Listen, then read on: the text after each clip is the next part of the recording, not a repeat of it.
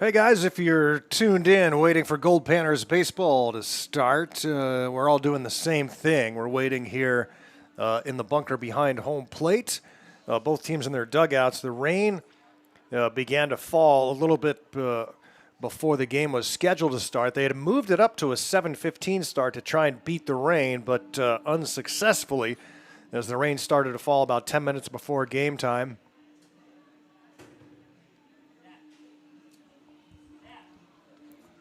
I was just hearing from head coach Carlos Gonzalez, and still waiting to see when they're going to start this game. Both teams ready in their dugouts.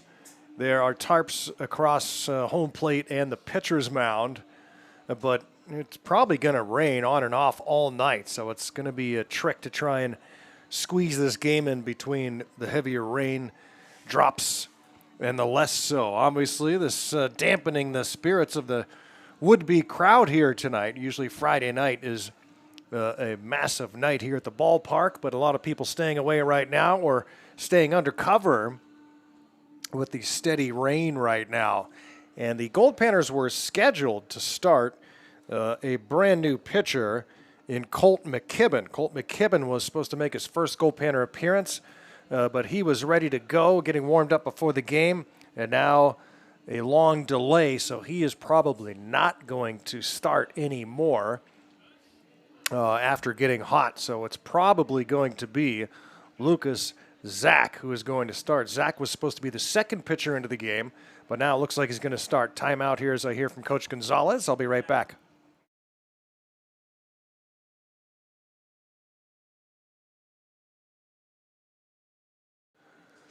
Okay, you probably heard that on the crowd mic. Carlos Gonzalez saying that, Lucas Zach is going to start now in place of Colt McKibben. And they're saying start time will be in about 10 or 15 minutes, which makes that at approximately 7:40 or 7:45, somewhere in that range. So hopefully the rain will go away and the clouds will part, and we'll get this game in. It's going to be tough the next few days. There's a lot of rain expected. There are 4 games scheduled for tomorrow and then 3 games for Championship Sunday. So groundskeepers are going to be busy, and we're going to be dodging a lot of rain over the next few days. Hopefully we'll have our start time in just a few minutes. So again, tentatively scheduled for between 7:40 and 7:45. And we will be back, hopefully, with the start of the game in just a bit.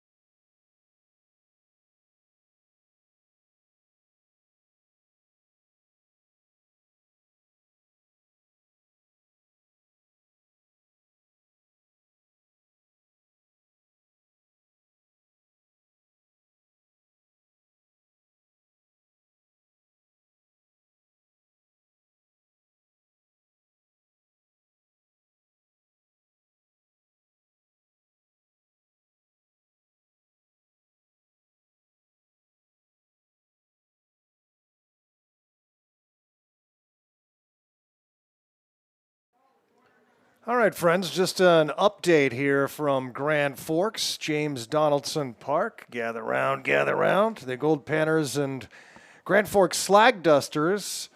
Looks like they're going to try and start this game. The tarps are coming off at home plate and on the pitcher's mound. That's the only place that tarps were laid down. It's just been a steady, light rain since about 15 minutes before we were scheduled to start this one. And so many games that have to be played in the next couple days, so that's got to find a way to get this one in here tonight. And so the lights are on. Clouds are low. It's still raining, but seems to have lightened up just a little bit, so they're going to try and get this one in. Meanwhile, the Goldpanners have already gone through a couple of starting pitchers. Initially, it was going to be Colt McKibben starting, and he got hot and ready to go, and then the delay happened. So then he could no longer go. Then the Goldpanners were going to go with Lucas Zach, and Lucas Zach got loose. And then there was another delay period and another wait.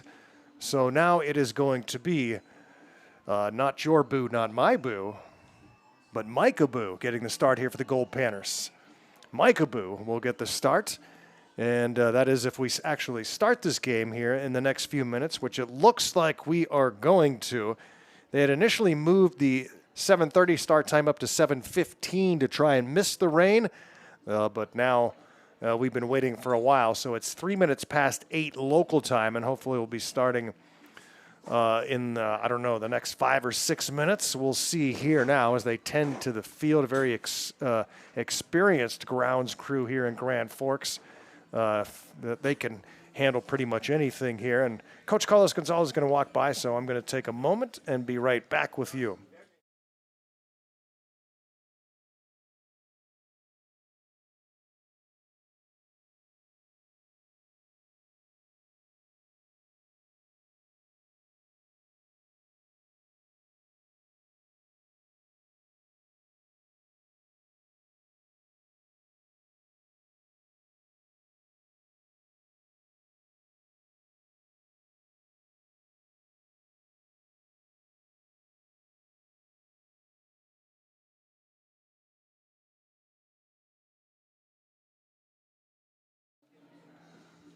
So Garo Von Dane back with you here as we try and get some updates here on the starting lineups and the Goldpanners and Grand Forks Slag Dusters. So here's what's on the line in this game. So this is a battle for the division title.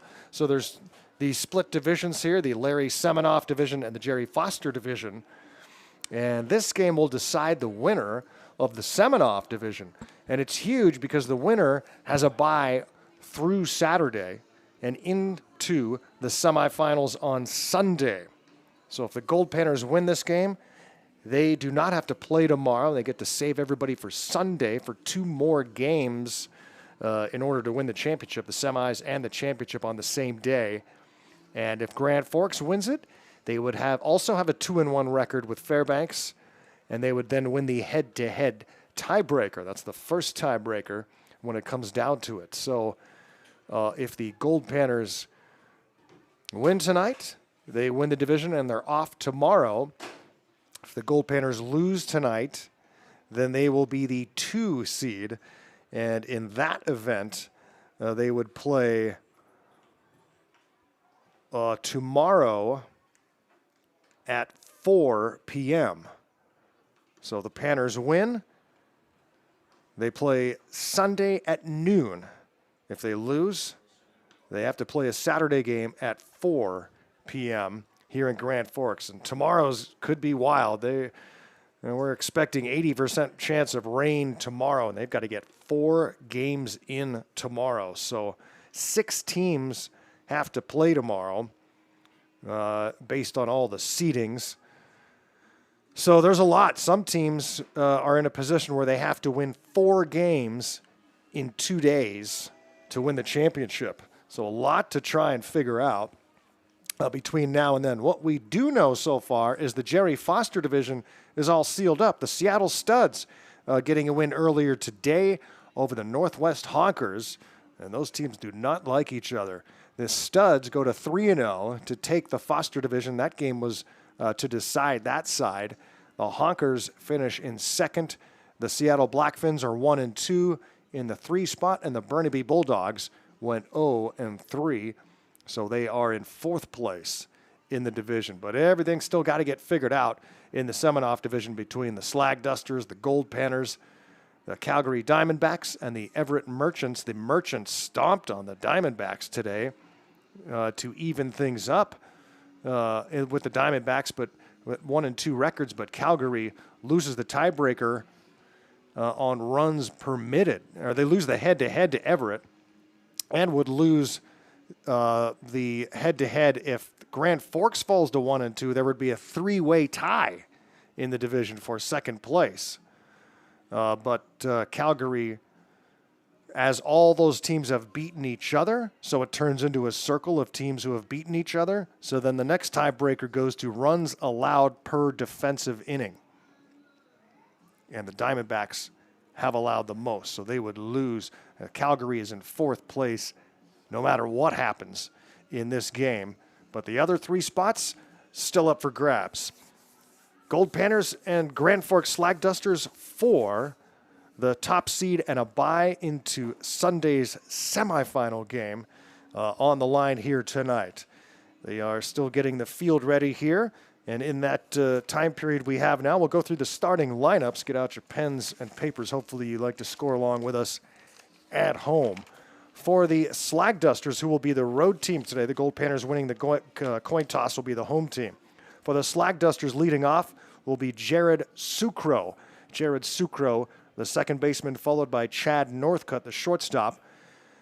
Corey Scammell is in left field for the Slag Dusters. Batting third, and the cleanup hitter is Miles Gray at first base. Batting fifth is right fielder Connor McCurdy. The designated hitter is Jay Huggins in the 6th spot. 7, 8, 9 will be third baseman Manny Birch, catcher Adam Renneberg, and center fielder Noah Atkinson. A brother battery mate system here for the Dusters today. I mentioned the catcher is Adam Renneberg. The pitcher is Brady Renneberg. So brother to brother here for the Slag Dusters. For the Goldpanners tonight in their 3rd game here at the GFI, they will lead off with Dario Freschi. Freschi, the second baseman for the Panners, followed by right fielder Michael Ryan, who's moved up into the lineup with his hot start to this GFI. Charlie Kalbrenner, first baseman, batting third. Troy Morrow in the cleanup spot playing center field. At third base, it's Jake Sparks. He will bat 5th. Will Bandel catching, and batting 6th. The designated hitter is Joel Fernandez, one of the newcomers to this Panner team. Ryan Ruck in left, batting 8th, and batting 9th is the shortstop J.R. Bedford. And now, pitching for the Goldpanners is Micah Boo. So Micah Boo getting the start for the Panners tonight. Game time, minutes away. We'll keep you posted and come right back, hopefully, with the Panners and Slag Dusters.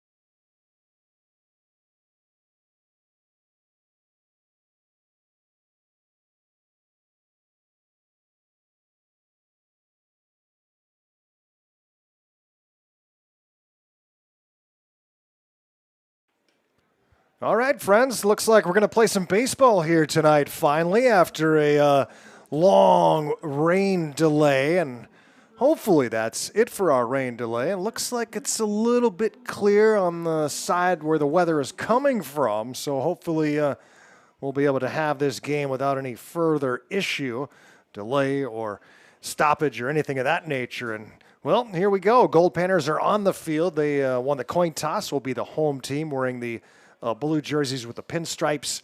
And Micah Boo, the third scheduled starting pitcher of the night, is now ready to go for the Goldpanners. Micah Boo, the recent high school graduate who will be an incoming freshman at St. Mary's, a 6'5", 225-pound left-hander from Fremont, California. Micah Boo ready to go here on the final game of divisional play here in the tournament. The playoffs begin tomorrow. The Goldpanners and Slag Dusters at 21 minutes past 8. At our first pitch, and it's grounded to short where J.R. Bedford throws on to first to take care of Jared Sucro. One pitch, one out, and we are underway here. The winner of this game wins the division, and we'll get a bye through all the action tomorrow into Sunday's semifinal game scheduled for noon. There are two semifinals and the championship on Sunday, but whoever wins this game will play Sunday at noon in the semifinals. So it's huge to get the bye through tomorrow by winning this game. Everybody thin on pitching, trying to maximize what they have and get to that title game and have something left for the championship game. So obviously it's huge if you can skip tomorrow's games and go right into the semifinals. Micah Boo, one strike pitch, deals strike two to Chad Northcutt. Northcutt, the shortstop for the Grand Forks Slag Dusters. This is a rematch of last year's championship game. The Goldpanners defeated Grand Forks, the home team here in the tournament, in the title game. And Grand Forks with their best season yet as a program. And this one is grounded on a third base side. The throw to first, and the runner is in safe. So hustling up the line safely is Northcutt. And the Slag Dusters have a runner on with one out here in the top of the first inning. Panners and Slag Dusters, mentioned the Goldpanners wearing the blue navy tops with the pinstripes. The Slag Dusters have kind of the old school San Diego Padres jerseys, the white pants, the gold socks, and then the brown and yellow jerseys with the SD on the breast.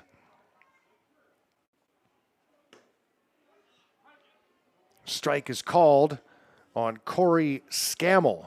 Corey Scammell facing Micah Boo. For Boo on the season, he has thrown 11 1/3 total innings and allowed 3 earned runs on 9 base hits. He has struck out 16 in those 11 1/3 and walked just 5. And they've got the runner picked off. Throw to first now. Second, Bedford with the tag. And the runner is out, kind of tripping as he got to that second base bag.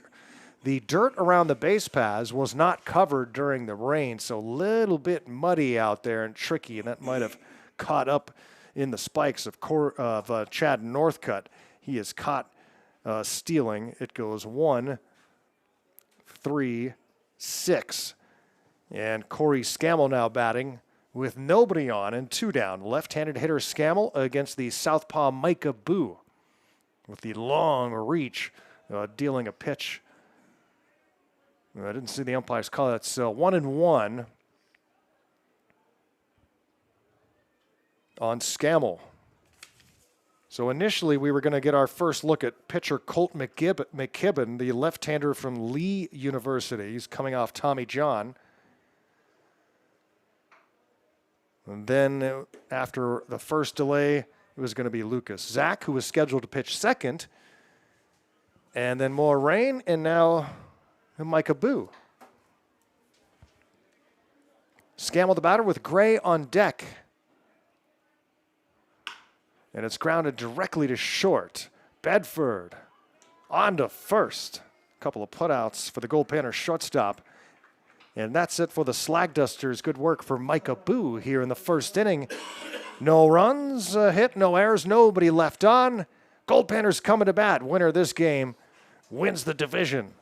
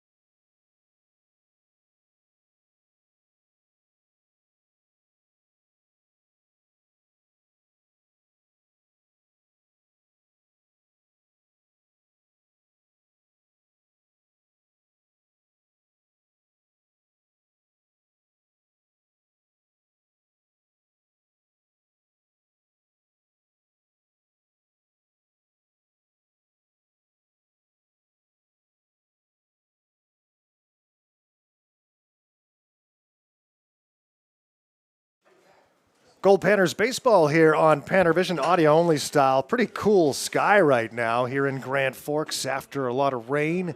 The low hanging clouds here in the valley. The flatlands between all the mountains here in Grand Forks. Really gorgeous area here in southern British Columbia. And the right-hander getting the start for the Grand Forks Slag Dusters. It's Brady Renneberg. Again, the brotherly tandem here, pitching and catching. Brady Renneberg on the bump, and catching is Adam Renneberg of the Slag Dusters. Bottom of the first inning, and this one is grounded up the middle and through for a base hit off the bat of Dario Freschi. A leadoff single for Freschi, and the Panners have a man aboard here in the bottom of the first inning. Guys had to wait a long time before this game to get things started. Initially a 7:30 start time. They moved it up to 7:15, and then we waited till 8:21 to get this one underway. A day of waiting, too, today, playing the night game again. Panners kind of just took it easy today and got ready for this game with a lot on the line. Very important game. Winner takes the division and has the bye through tomorrow. And that ball is a breaking ball in the dirt, and that alertly Freschi will take off for second base on the wild pitch and get into scoring position for Michael Ryan. Michael Ryan, who had that breakout performance in the first game here in Grand Forks. His first 2 home runs of the season. Some bombs to left center. He went 3 for 4 in the game. Out of San Marcos. Here's the 2-ball pitch to him, and he slaps this one out of play. Some one-sided affairs earlier today. The 1 o'clock game. The Everett Merchants, who hadn't looked very good at all in their first 2 games, were 0-2, and they blew out Calgary 17-4 all over the Diamondbacks in a 7-inning game. 17-4. Here's a chopper fielded behind second base. Northcutt throws on to first to take care of Michael Ryan, but it works as well as a sacrifice bunt because Freschi goes over to third. And with fewer than 2 outs, opportunity here for Charlie Kalbrenner to bring him in. Kalbrenner and then Troy Morrow. Goldpanners played the 1 o'clock game yesterday, and so have had some time off between that and this evening's game. Watched some of the action last night, and then General Manager John Lorkey treating us all to dinner at Clyde's in downtown Grand Forks. Kind of an annual thing heading to Clyde's.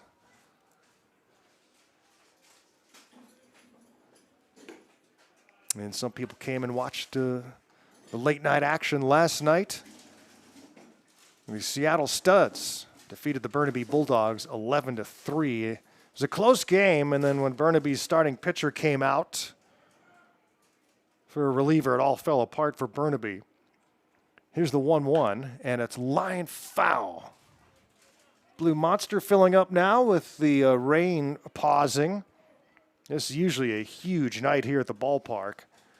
Friday night, Saturday night action is packed here. And obviously, the cool temperatures in the upper 50s right now, and rain has chased some people away. But hopefully the word is out now. The game is on. The rain has stopped. Come on back down to the yard. A fun night of baseball here between the Goldpanners and Slag Dusters. Mentioned the Diamondbacks getting crushed by Everett today as the right-hander's 2-2 pitch comes to Kalbrenner, misses for ball 3. The following game was a battle of a couple of 2-0 teams fighting out the Jerry Foster division and rivalry from the PIL with some bad blood, and the Seattle Studs all over the Northwest Hawkers. They run-ruled them in 7 innings, 13-4. Well, the Studs go 3-0. The Hawkers settle for a 2-1 record. This one's slicing down the left field line, and this ball is gone. It clears the fence and down the line and left, and Charlie Kalbrenner goes the other way down the line for a 2-run shot here in the first inning, and the Goldpanners have a 2-0 lead. Chucky Kalbrenner goes yard here in Grand Forks. Panners have found their power here in British Columbia. Panners had 6 home runs as a team on the season up in Alaska. They have hit 6 home runs here in Grand Forks.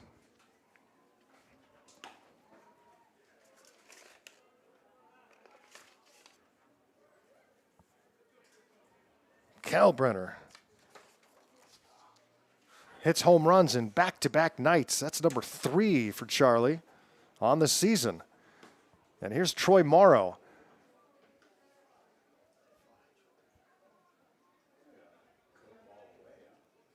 Kalbrenner at Dallas Baptist now, sophomore from Fargo, North Dakota.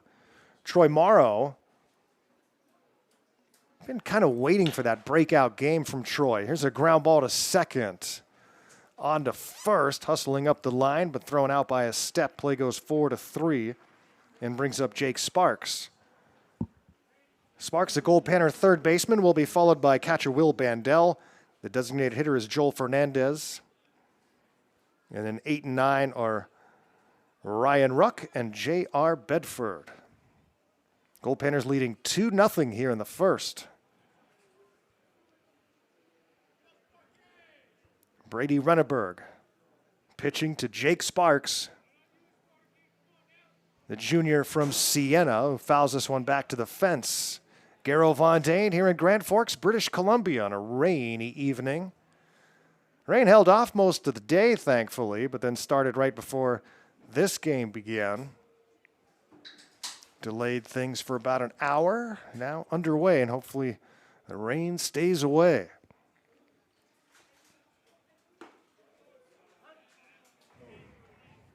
Called a strike, looked a bit high. It's 0-2 to Jake Sparks. Base is empty, 2-run home run for Charlie Kalbrenner as the Panners in front here in the first. Yeah, that one's down and in, and it's 1-2. Goldpanners, coached by field manager Carlos Gonzalez, is defending, he and the Goldpanners defending their GFI championship from a season ago. He's assisted by Brett Latchman, who's the pitching coach, and then assistants Marvin Flores and Brandon Chun-Ming.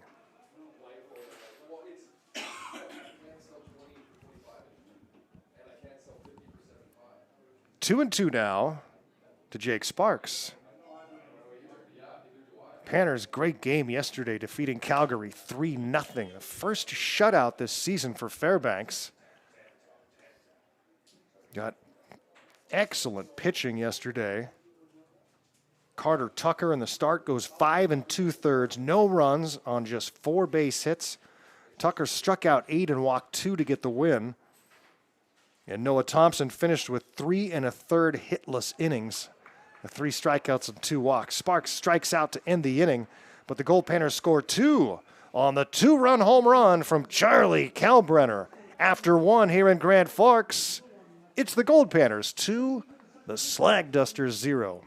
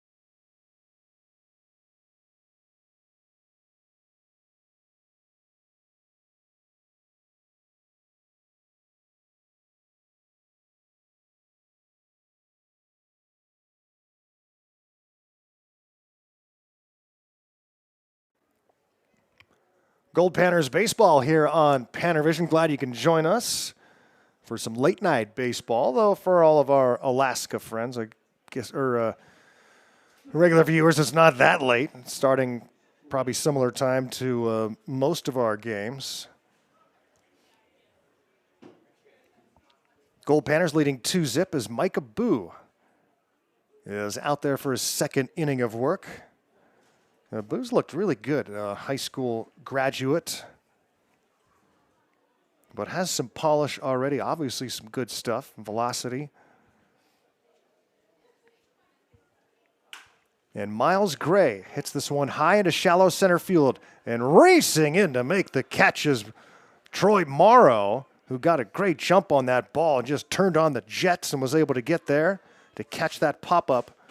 1 up and 1 down here in the second inning. Retires the cleanup spot, Miles Gray. That'll bring up Connor McCurdy and then the designated hitter, Jay Huggins.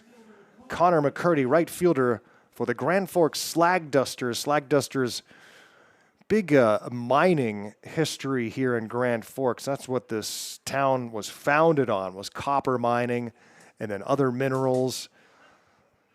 Sawmills and some logging here that continue to this day. Slag, of course, a byproduct of mining.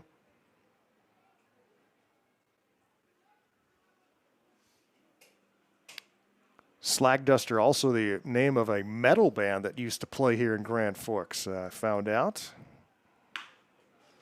And now it's the name of the hometown team, and this one is hit high and deep to left. This ball is carrying, and it bounces against the fence in left center. Well, the ball seems to be carrying tonight as McCurdy goes the other way and almost goes yard. McCurdy with a 1-out double for the Slag Dusters brings up Jay Huggins, the designated hitter for Grand Forks.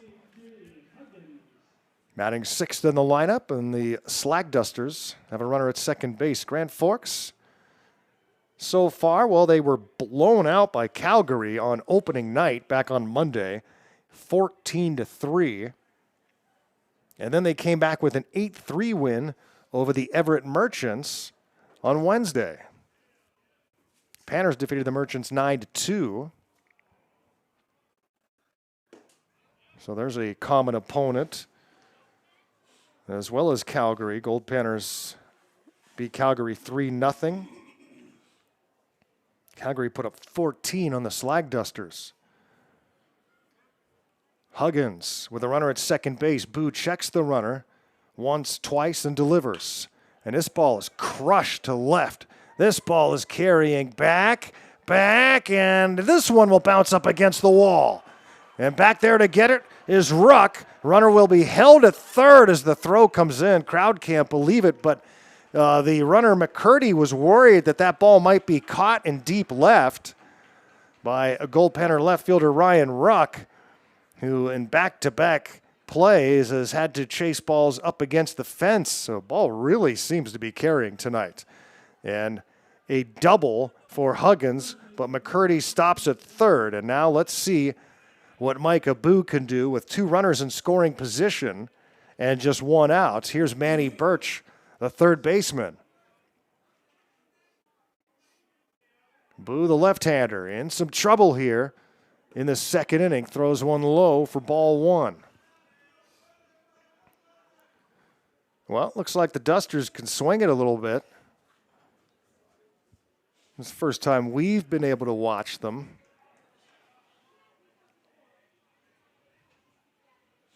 They are similar to the Calgary Diamondbacks. There's a swing and a miss in that a lot of players are older than college age.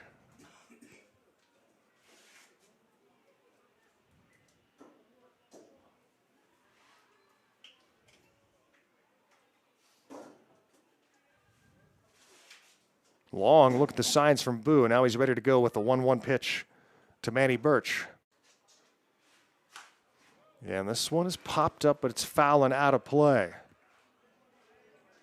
And Panners would love to get a pop-up here, strikeout, or something on the ground. The infield is not drawn in. With second and third and one out.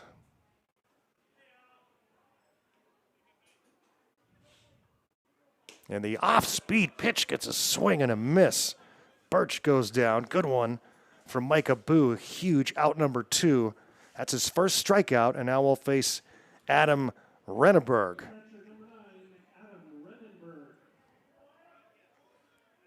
Renneberg, first plate appearance out of the 8 spot, and now he will try to bring 1 or 2 runs in for the Slag Dusters. 2-0 Goldpanners. Top of inning number 2, and Mike Abu's pitch was upstairs, and he goes up high to foul this one back and out of play. Abu kicks at the muddy mound.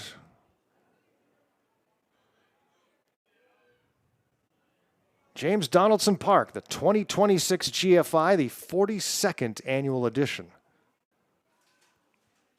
A lot of international teams have played here over the years, including Russia and Chinese Taipei, Cuba. Swing and a miss. It's 0-2. Boy, this would be huge if Mike Abu can take care of Renneberg and strand a couple of runners.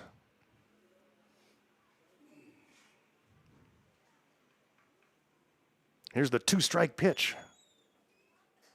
2 down. And Boo's delivery. Ooh. Awful close. Oh, maybe a little bit inside.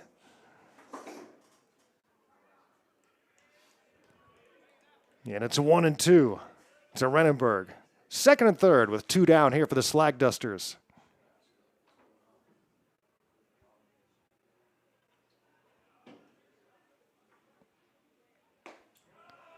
Leaves that one up and away. It's 2-2. Catching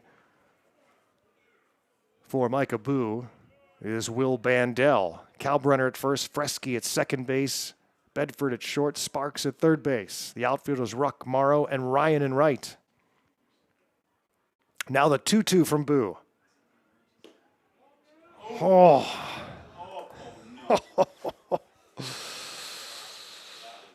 Boo's got to try and shake off another close pitch. That one in the lower part of the zone. Now he's got a tough situation here with a 3-ball, 2-strike count in second and third. He was in front here 0-2. And he leaves it up high that time. So it's ball 4. 2 borderline calls that didn't go Micah Boo's way, and now the bases are full. 2 doubles and a walk in the inning. No runs yet, but the bases are full for the number 9 hitter, Noah Atkinson, the right-handed hitter now.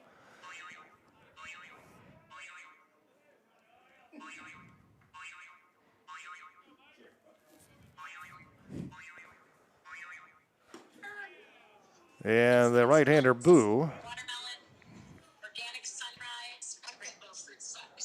Or the left-hander, Boo, working here with no balls and a strike, with the bases loaded for the Slag Dusters. And a swing and a miss.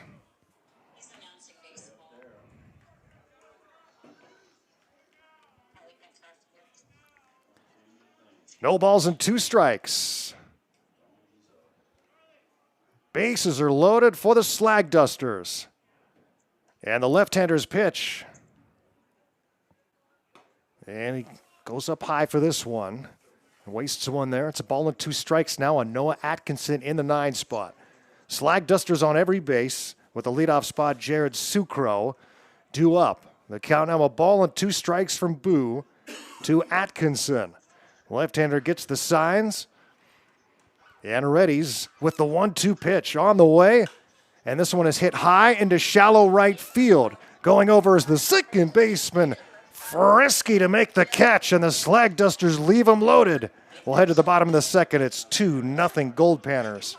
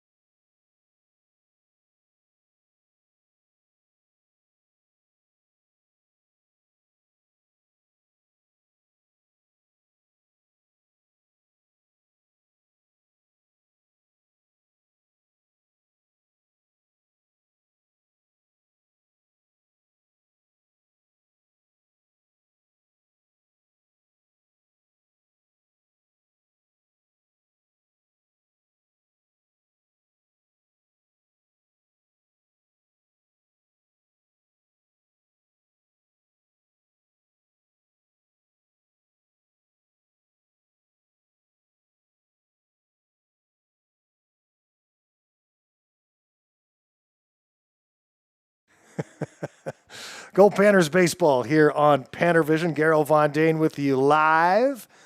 Wow, what a situation in the top of the second inning. Micah Boo gets out of a bases-loaded jam. No damage done on 2 doubles and a walk in the inning. And the Panners with a 2-0 lead. And that will bring up,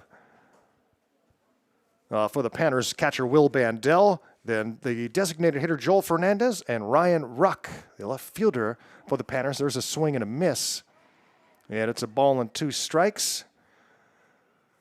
If you heard some extra voice there at the end of the last inning, my son Angus had called to tell me he found some Tapatio-flavored Doritos. It's obviously hot news fresh off the press. So that's what that was all about. I can't not answer, right? Strike 3 called. Bandel didn't like it.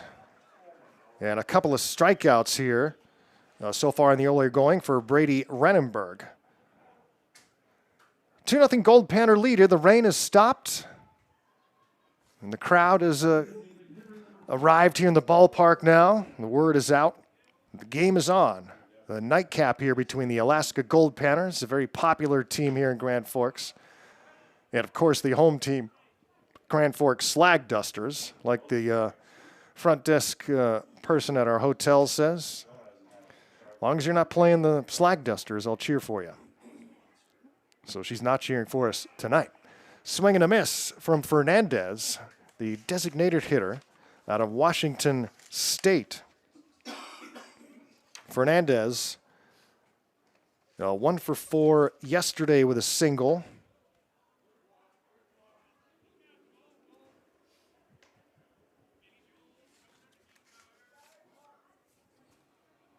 Brought in for this tournament out of Yakima, Washington. Fernandez and then Ruck. 1 out, the base is empty. Winner of this game wins the division and gets a bye into Sunday's semifinal game.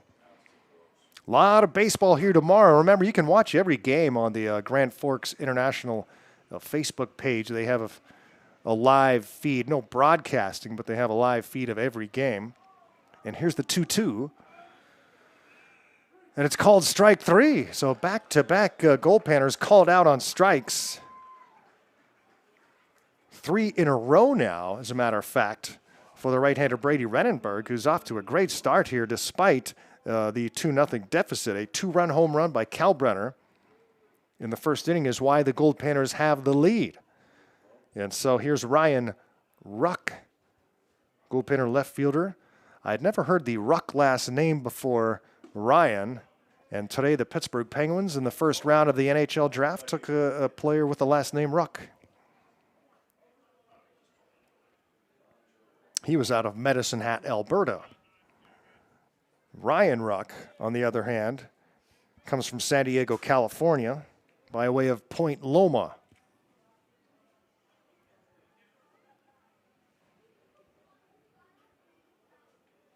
The 2-ball pitch to Ruck is up high for ball 3. 2 outs and the base is empty in the Goldpanner half of the second. The Panners are the home team. A final game of the day. Studs beat the Honkers 13-4. Everett beat Calgary 17-4. And it's ball 4 to Ryan Ruck, a 2-out base runner after the 2 strikeouts to open up the inning. And let's see if J.R. Bedford can take advantage. Bedford with a 2-hit game yesterday, going 2 for 4. So he might be getting the offense going. Bedford, the Goldpanner shortstop, formerly of Modesto, headed to San Francisco. Right-hander Renenberg and shows bunt and takes a strike.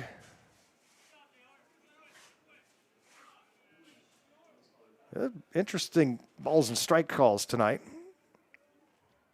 We're trying to get a handle on it. Throw to first, runner back safely.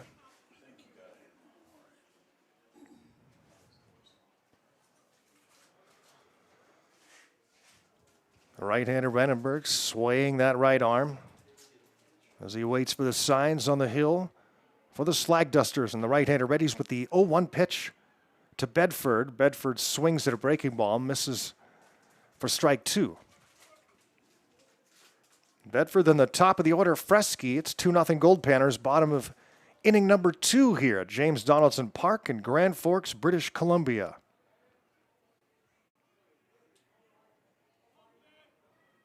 And the 2-strike pitch is down low for a ball. It's 1-2.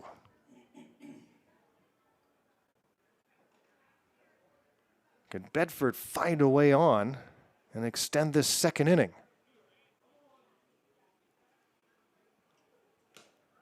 Just gets a piece of it to stay alive.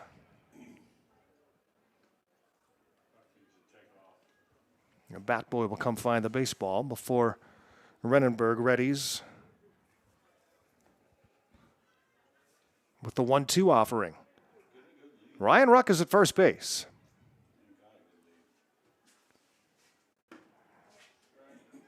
Deals one outside. It's 2-2. Bedford from Berkeley, California.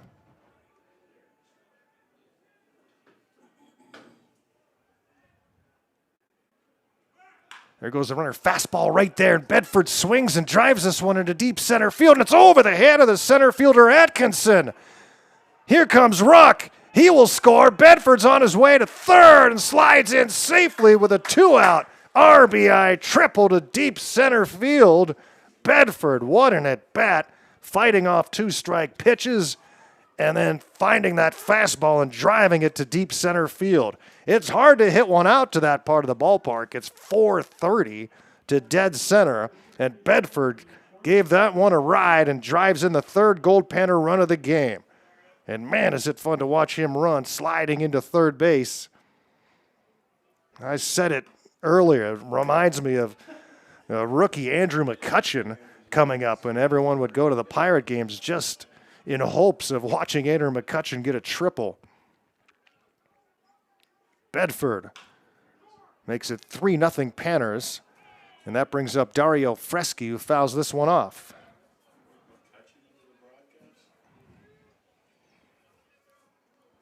You know I can always find a way to involve the Pirates, Johnny.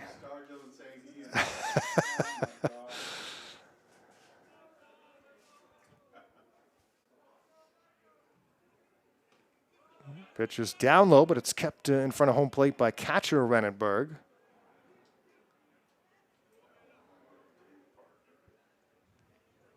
Dario Freschi. Speaking of the Pirates, Johnny, Paul Skeens. Pirates have lost 8 straight games that Paul Skeens has started now.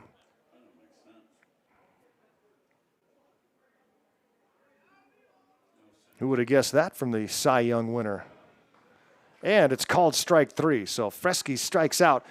And Renenberg strikes out the side. However, the Goldpanners add a run on the 2-out RBI triple by J.R. Bedford. And it's 3-0 Goldpanners after 2 here in Grand Forks.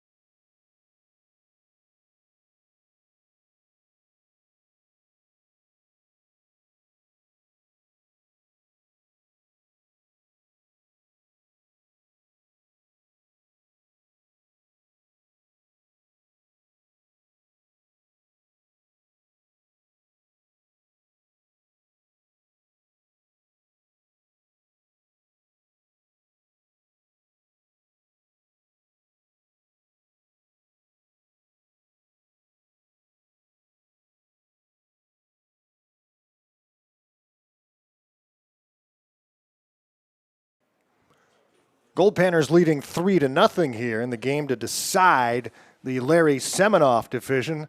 The Seattle Studs won the Jerry Foster division. They have earned a bye into Sunday's action.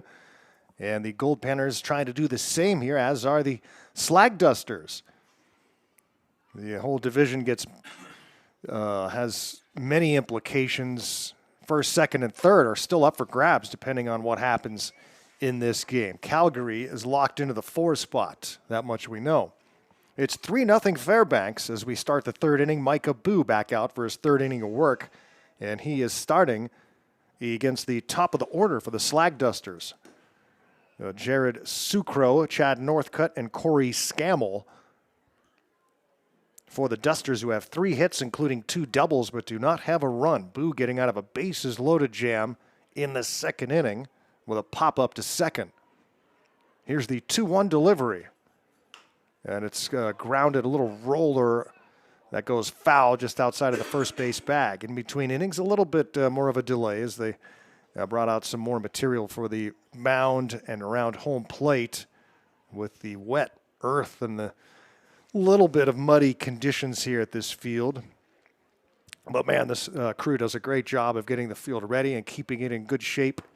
Seems like every year we have to dodge some rain here at the tournament. The championship game was rained out a few years ago here after just a few innings.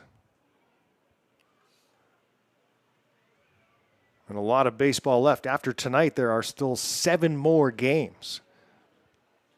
Saturday and Sunday. Foul back. It's 2-2 here on Sucro. Grounded out to short on the first pitch of the game. First pitch came at 8:21. We're now at 9:02 local time. The Panners with their first shutout of the season against Calgary last game out. That was a 1 o'clock game yesterday in the heat and sun here in Grand Forks. 3-2.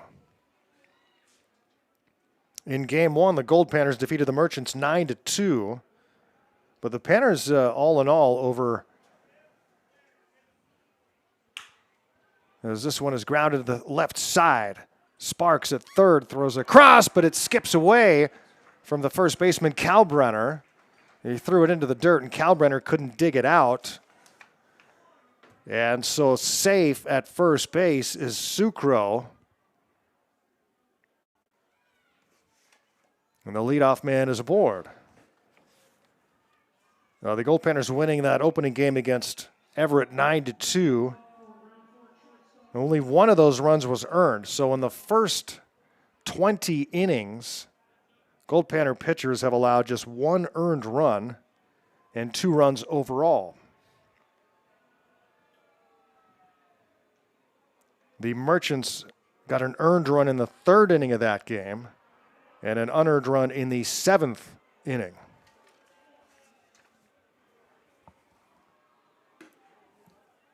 So 13 consecutive shutout innings for Panner pitchers. And the leadoff man aboard for the Slag Dusters here, it's Chad Northcutt at the plate.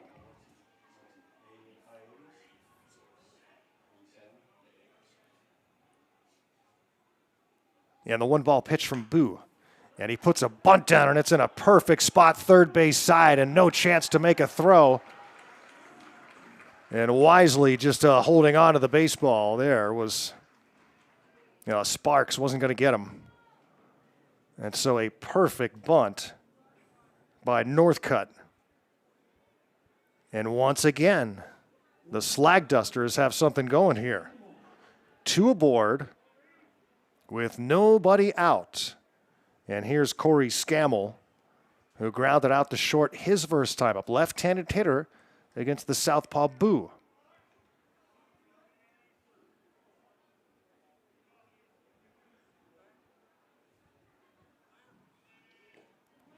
And he gets a check swing. Did he go? Yes, he did. Did he? Okay.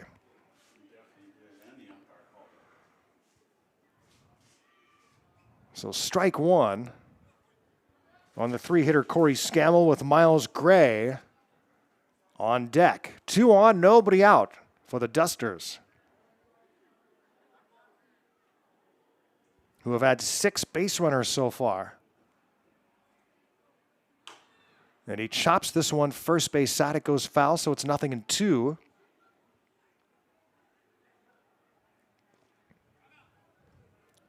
And time is called as pitching coach Brett Latchman,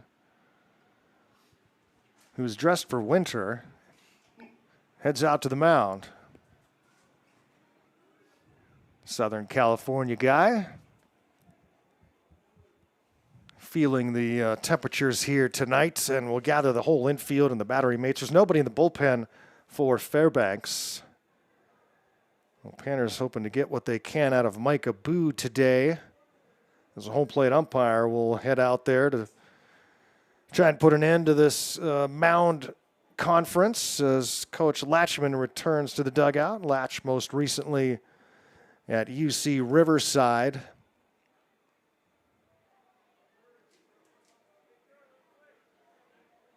Former Goldpanner head coach, managed the Goldpanners here a couple of seasons ago.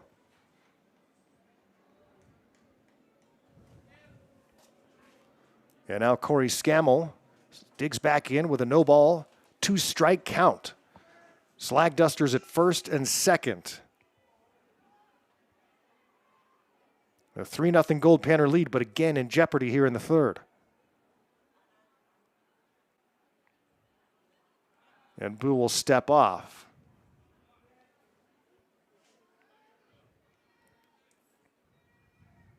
Goldpanner dugout on the third base side. The Dusters over on the first base side. And here's the 2-strike pitch from Boo. Thought about it and held up on a ball. It's 1-2. Boo, which is pronounced Buo. Filipino name.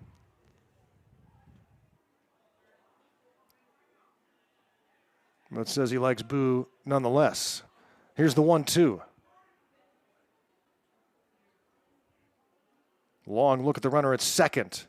Swing and a miss. He strikes out Scammell, the first strikeout of the inning. And the second strikeout for Boo. And here's Miles Gray. These kind of innings are such a learning experience for a young pitcher. You know, getting out of situations, runners on, throwing big pitches at key moments. And again, Boo just out of high school. Miles Gray flew out to center field his first time up, takes a big rip and catches air on that one.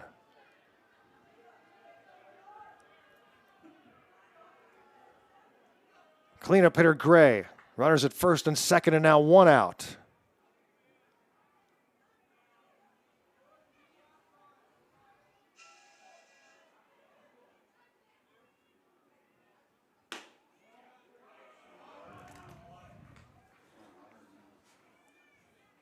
One and one.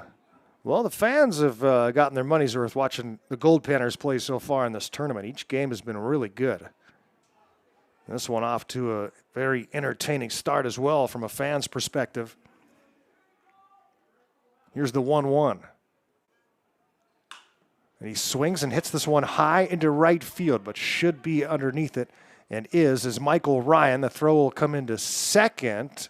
Skips off of Bedford's glove and rolls to third, but no harm done. Runners stay put at first and second on the fly out to right, and that brings up Connor McCurdy.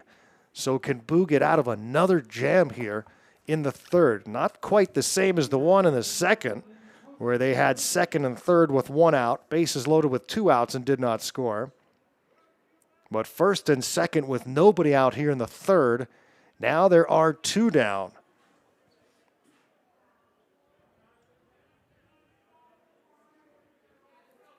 The Slag Dusters 0 for 4 with runners in scoring position so far.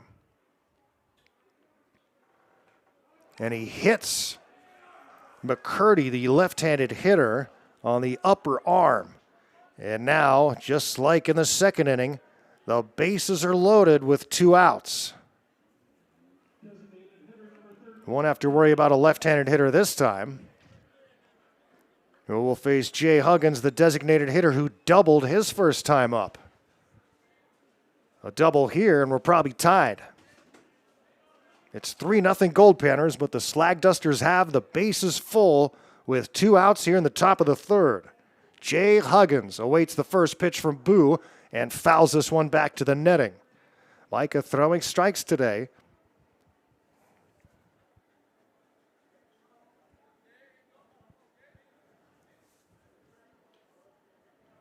His walk just one, he just hit McCurdy on the upper arm.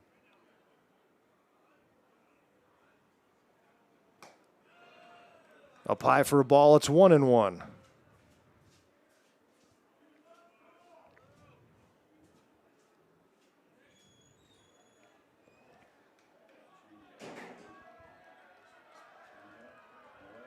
Base is loaded for the Dusters. And the 1-1. Took a little bit off it and gets the strike. It's 1-2.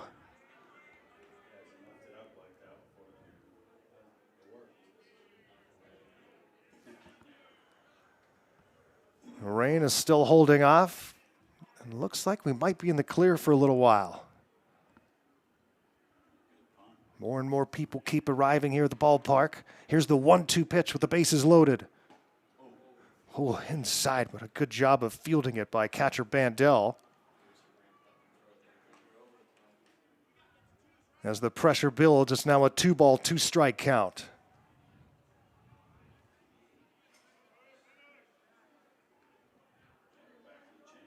Huggins with Manny Birch on deck. The 2-2 delivery from Boo. And he fouls that one back and out of play. Second time through the lineup here for Boo. As the Panners are clinging to this 3-0 lead, but the Dusters, runners on every base. And a good battle here between Boo and Huggins. A 2-ball, 2-strike count to the right-handed hitter.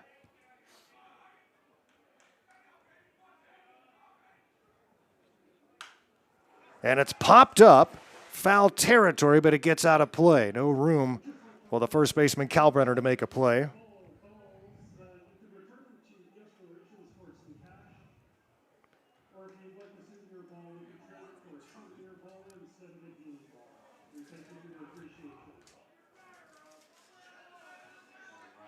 Jay Huggins hanging in with a 2-2 count. Boo looks in.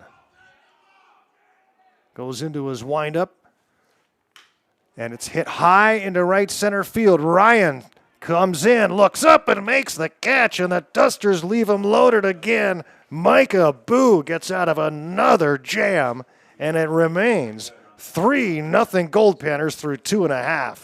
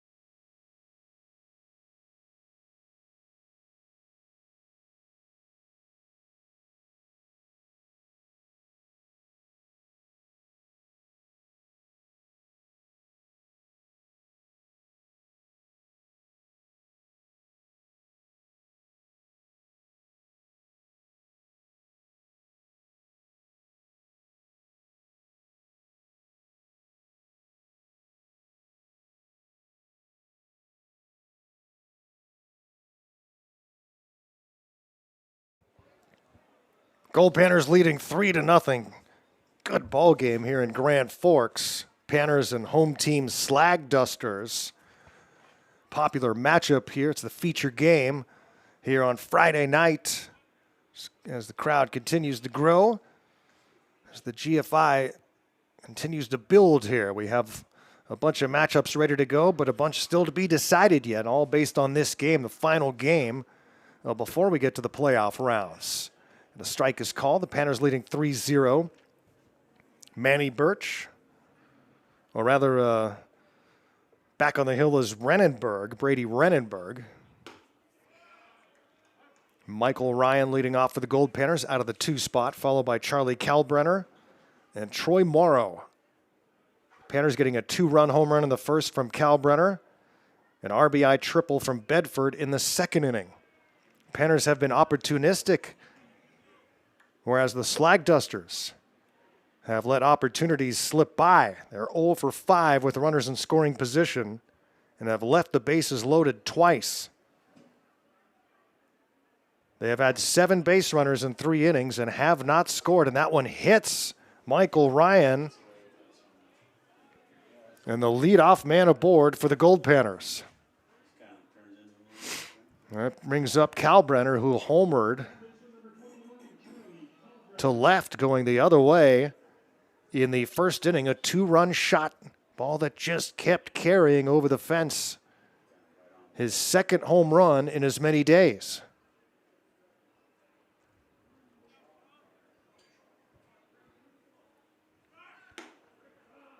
Thought about it, takes a strike.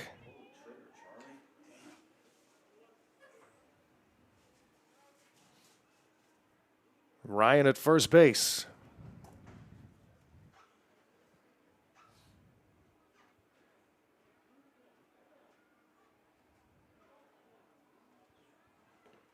And that one's skipped in the dirt, but Ryan stays put. Ball didn't get away too far from the catcher, Adam Renenberg.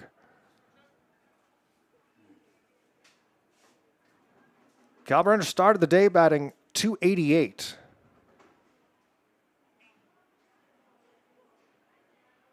Seven runs batted in. That number is now 9 after the home run in the first inning.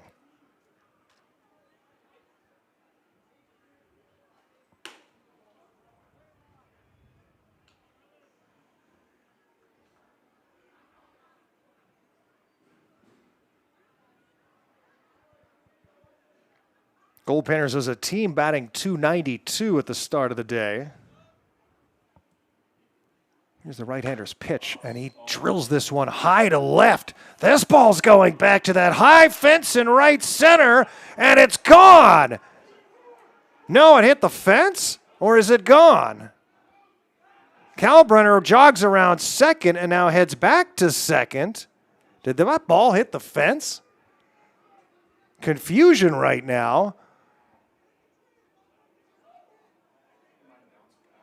As Kalbrenner and we thought it was a home run, and the right fielder sort of reacted like it was, and then suddenly the ball came in, and now here comes Carlos Gonzalez, and he wants to go talk to the first base umpire to see what he saw. It is hard to see here at night under these lights. Baseball gets lost very easily, depending on where you're standing. And Coach Gonzalez hears the explanation and heads back to the dugout. So we thought Kalbrenner had home run number 2 on the day, but I guess it's a long double.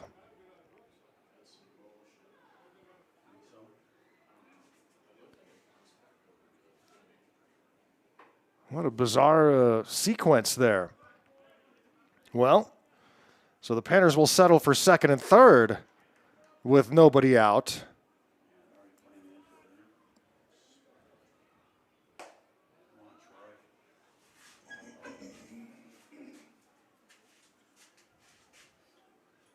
And Troy Morrow grounded out to second his first time up. Can bring in some more Goldpanner runs. Renenberg's pitch is up high. It's 2-0.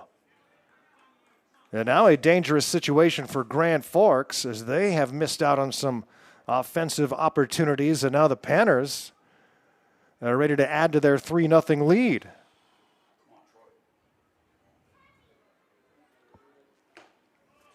Morrow takes a strike. It's 2-1.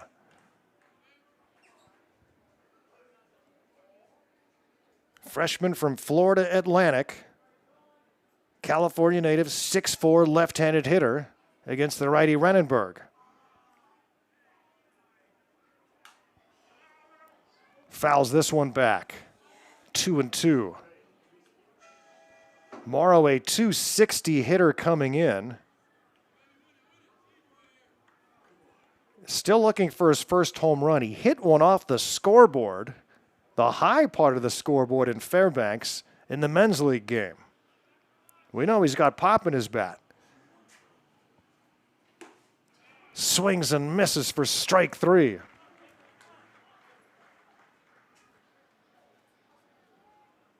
Brings up Jake Sparks. A big first out for Renenberg and the Slag Dusters.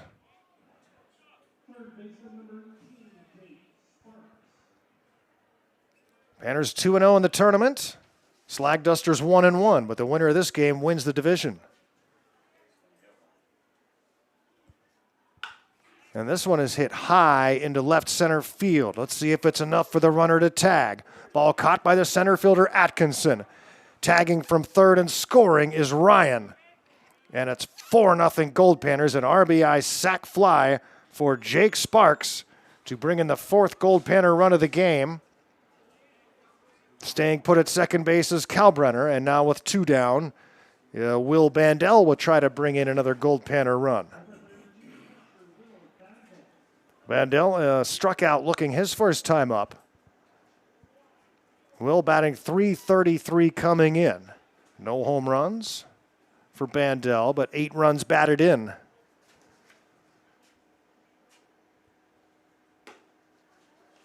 Another one of the recent high school grads on this Goldpanner roster. Bandel will be a freshman at UC Irvine, Temecula, California native. Hit .368 this year in high school. And swings and slaps this one out of play right field side. Gerald Von Dane here in Grand Forks. Goldpanners baseball from the GFI. Panners try to defend their 2025 championship.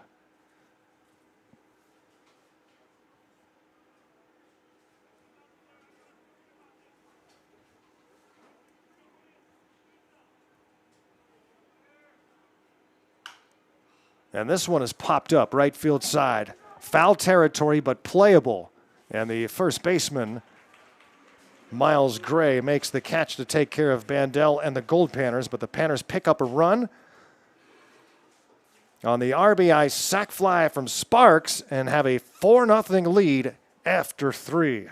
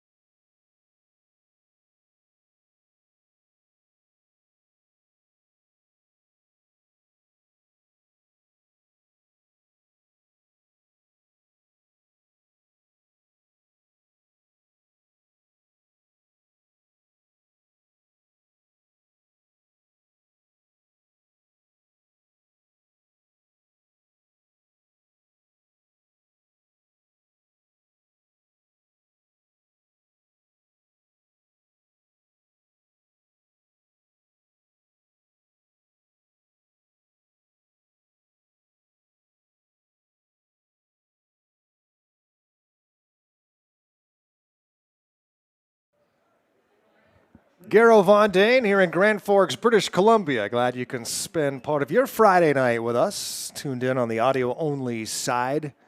But you can always turn the monitor on for the video feed here from the GFI. Hearing from Goldpanner public address man and good friend Raleigh Johnson. Between innings, he's having a good time up in Fairbanks. A lot of stuff happening up there this weekend. There's a big concert at Groudon Park tonight. A festival of sorts, a bunch of different bands. A band at the Botel with a lot of Florida people in town checking that out. A Nirvana cover band at the Big Eye. People all over Fairbanks still enjoying the midnight sun and a little break from the rain. Micah Boo enjoying a 4-0 lead right now. Facing Manny Birch, then Adam Renenberg and Noah Atkinson, 7, 8, and 9 spots in the Slag Dusters batting order here tonight. It's been a good ball game so far. And Micah Boo in his 4th inning of work. It's a swing and a miss, and he strikes out Birch. And with Boo now working into the 4th inning, you have to feel that he is done for the tournament after this appearance. Don't expect to see him again.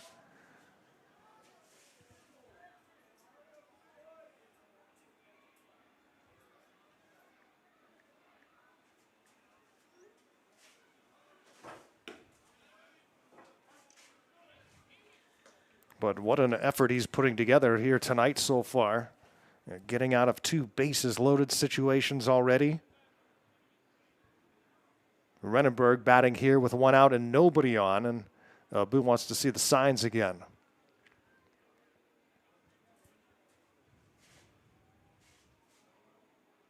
What impressive pitching the Goldpanners have had here in Grand Forks. We've talked about the similarities, swing and a miss, between last season and this season in that both seasons the Goldpanners lost the Midnight Sun game. Kind of inconsistent baseball in the first part of the season. Oh, thank you, Steve Boutang, for the fresh black coffee.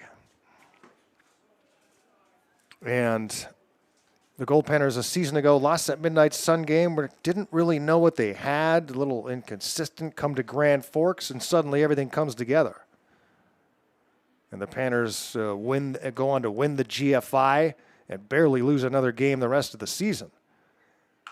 Hoping for similar results this year, and so far so good. This one has popped up and just out of the reach of catcher Boundell into the grandstands here above our heads at James Donaldson Park.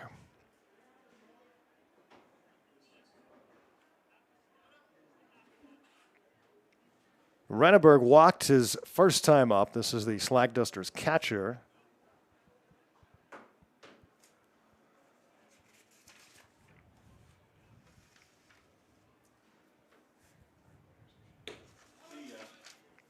And he just called out on strikes, back-to-back Ks for Boo. It brings up Noah Atkinson in the 9 spot.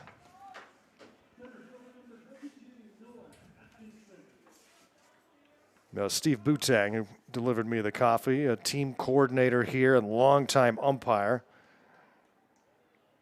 He's been a director, the GFI president, and an umpire. Been involved with this tournament since 2001.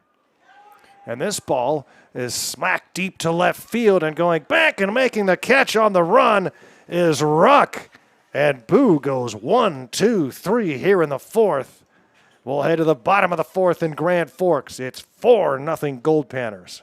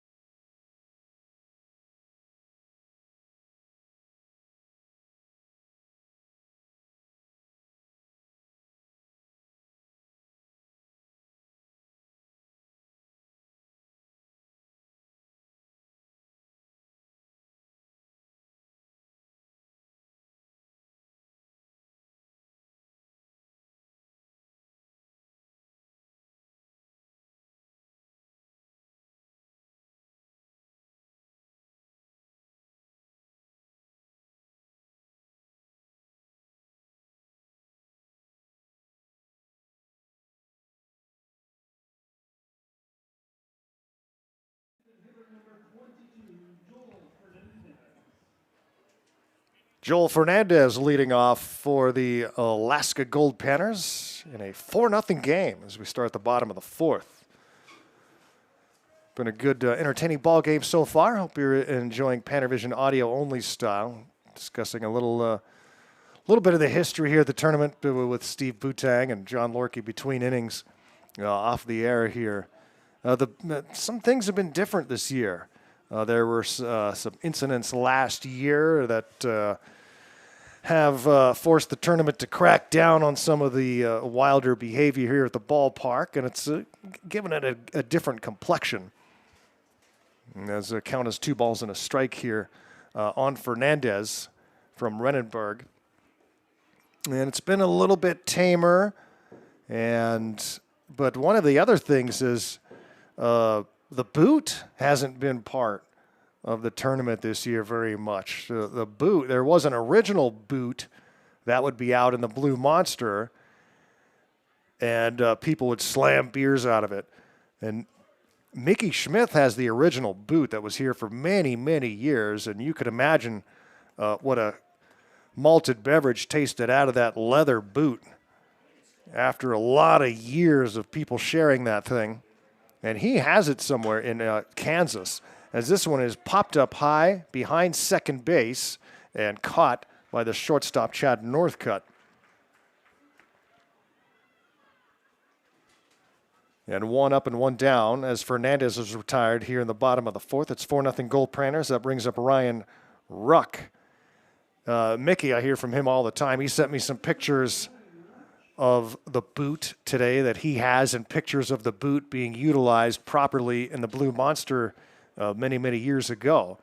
And so there have been different boots the last few years, but it's always on a long rope or a leash, if you will. And anytime one of the fielders makes an error, everyone starts chanting boot, boot, boot, and then somebody swings the boot like a lasso and throws it onto the field before reeling it back in. And then somebody slams a beer out of it. Here's a ground ball to second. And Ruck retired 4-3 as the game seems to be settling down a little bit here in the fourth. 2 down, nobody on for J.R. Bedford. And so at one game in this tournament, there was like a velvet boot just sitting on the railing, very lonely and unattended. So it's a little bit different in the Blue Monster. And there's another difference we haven't talked about yet either. Friday night is a traditional night here for another activity, an old pastime here, and we haven't seen any of that yet. And not sure if we are, but we'll get into that as the game progresses. The 1-ball pitch misses 2-0 here to J.R. Bedford. Goldpanner shortstop with an RBI triple in the second inning. And he chops this one third. And said foul. Straight up the third base line, a high chopper.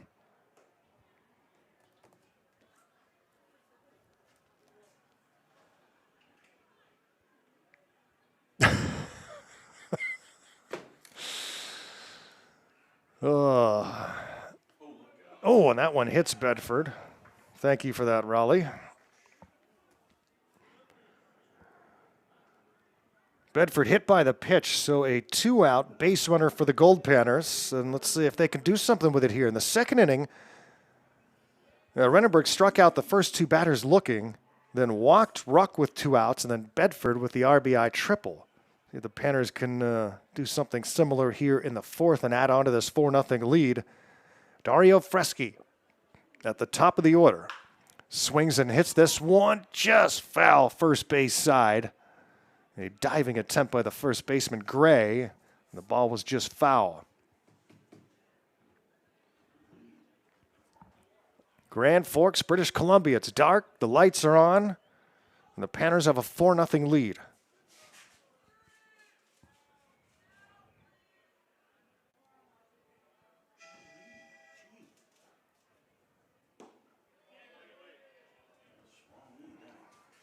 Misses, and it's 1-1.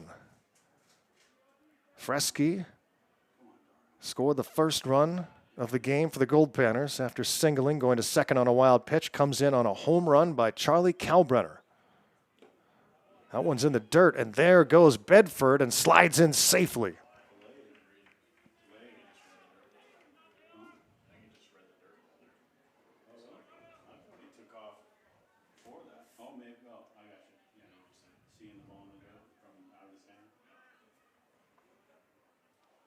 Bedford into scoring position now.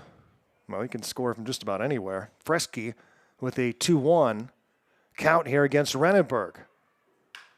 And he lifts this one high into left. Coming in quickly, racing for it, and making the catch on the run is Corey Scammell for out number 3. That's it for the Goldpanners here in the 4th, but they will take a 4-0 lead into the 5th inning here. Winner wins the division, and the Goldpanners lead it by 4.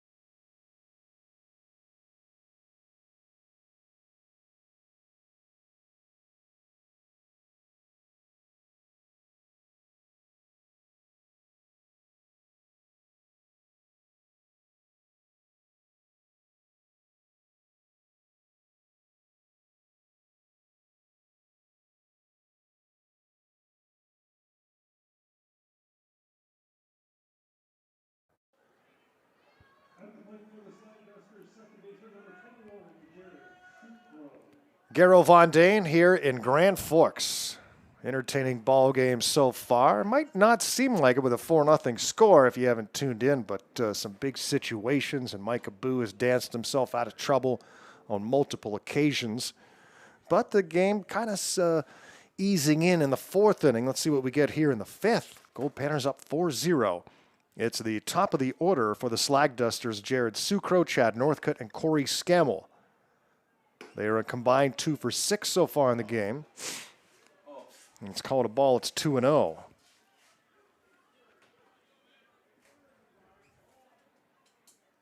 No runs on 4 hits for the Dusters. Goldpanners with 4 runs.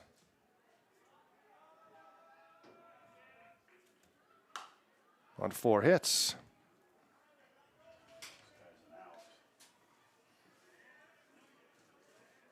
Goldpanners have 4 hits. They have hit for the cycle: a single, a home run, a triple, and a double.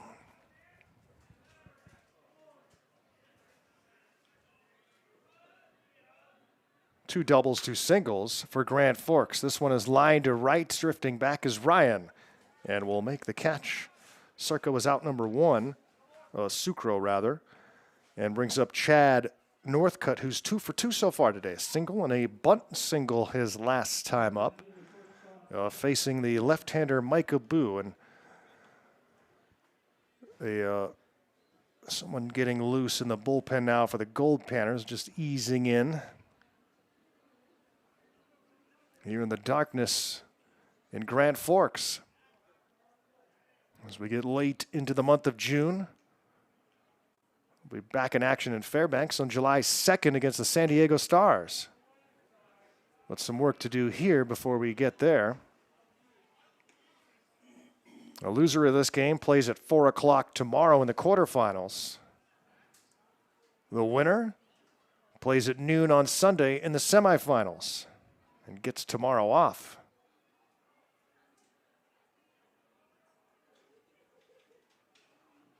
Here's the 1-ball pitch. Misses outside, it's 2-0. Boo's pitch count getting up there. He has not gone this deep into a game this summer.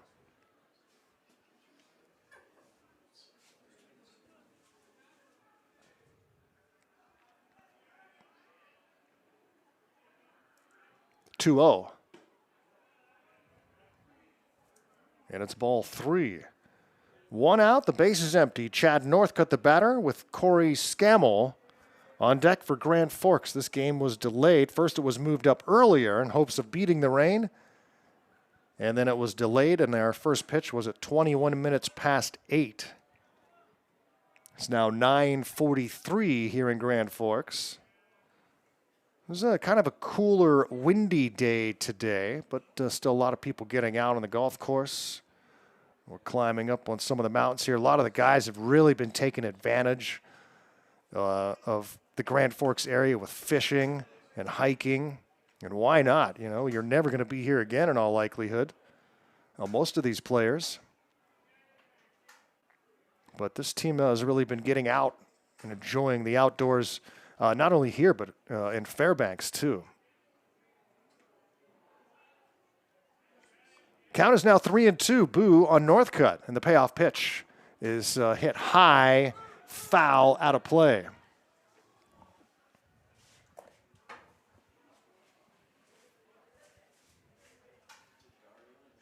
Mentioned earlier, the Seattle Studs won the Foster Division. They have a bye into the 9 a.m. semifinal on Sunday.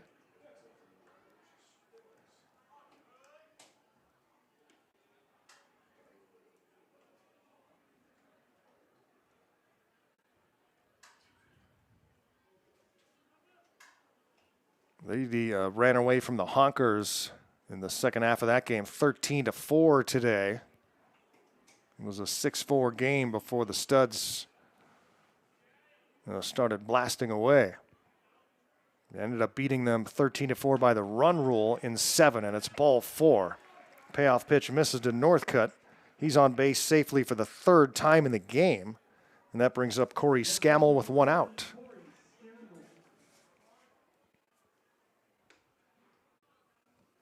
A tall left-handed hitter Scammell against the lefty Micah Boo. Miles Gray to follow. Haven't had a double play ball yet today.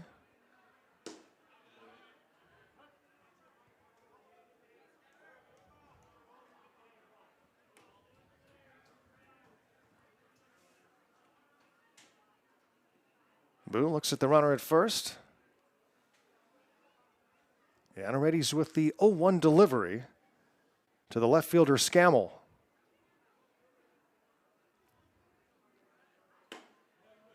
Misses up and in. It's 1-1. There is a left-hander throwing in the pen for the Goldpanners. And it looks to be Easton Roth, the redshirt freshman from Iowa Western.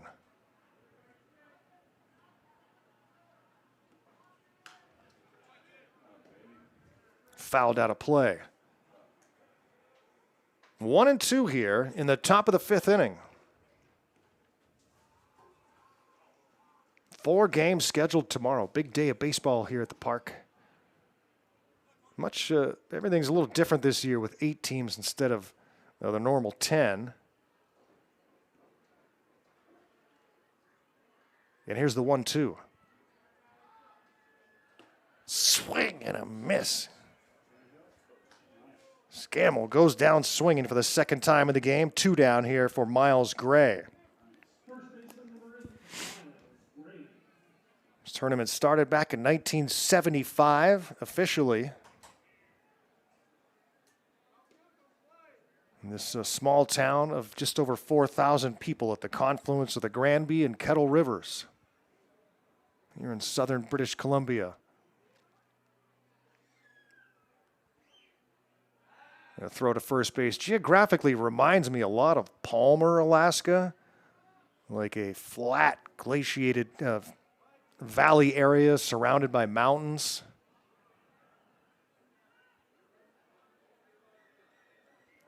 A lot greener up in Palmer, Alaska, but same kind of feel and views from atop these mountains around here. The rivers going through. Beautiful area. Good place for farming, fertile soil.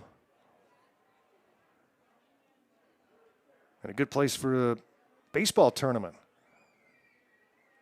Here's the 1-0. And this one's lined down the right field side. That's going to be a base hit. No, foul. Foul, says the first base umpire, running up the right field line. And beside himself is Miles Gray, standing at first base, thinking he had a base hit to right. And man, oh man, it must have been awful close. Tough to see from our view. I thought it was a hit from where I am, but I can't see the line from the bunker here behind home plate. And the Panners catch a break there. And Miles Gray, frustrated and has to shake it off here and come back and try to get a base hit anyway with 2 down.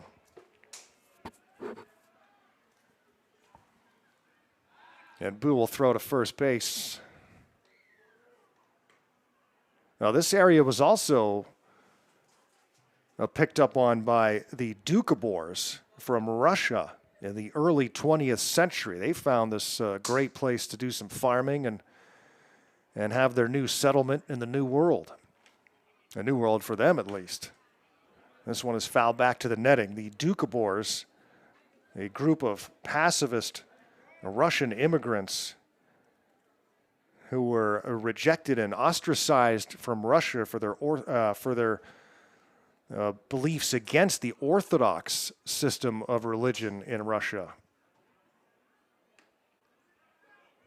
And were chased out of the old country and settled here and continue a few generations later to reside in this area. And that one's in the dirt, goes to the backstop, and allows the runner to go to second base. Talking to my friend before the game today, who I catch up with in the bleachers every year, Greg, and he's of Doukhobor origin, speaks Russian.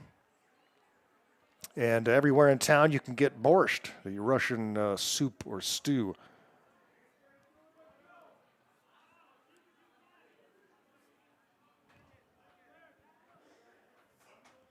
It's the largest population of Doukhobors outside of Russia.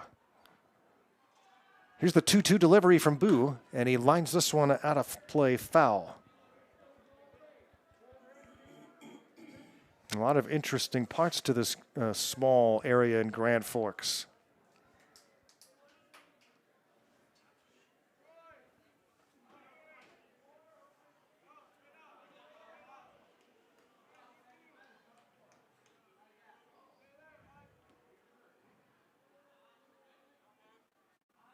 The 2-2 delivery. A late swing to pop it up, foul, and that one gets out of play, just out of the reach. The Goldpanner first baseman, Cal Brenner.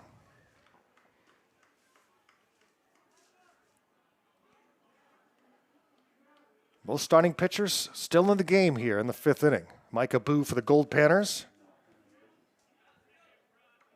Brady Rennenberg for the Slag Dusters.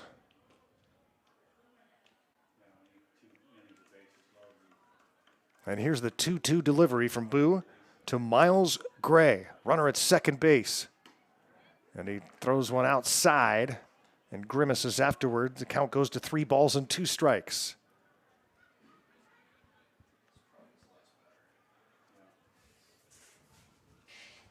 Two down. And a payoff pitch coming to Miles Gray. Boo readies to the right-handed hitter.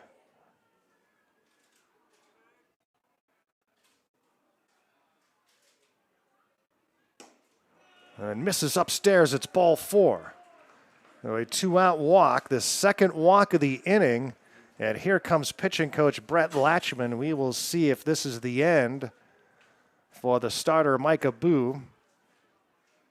And gives a little head shake and frustration at walking Gray on a payoff pitch.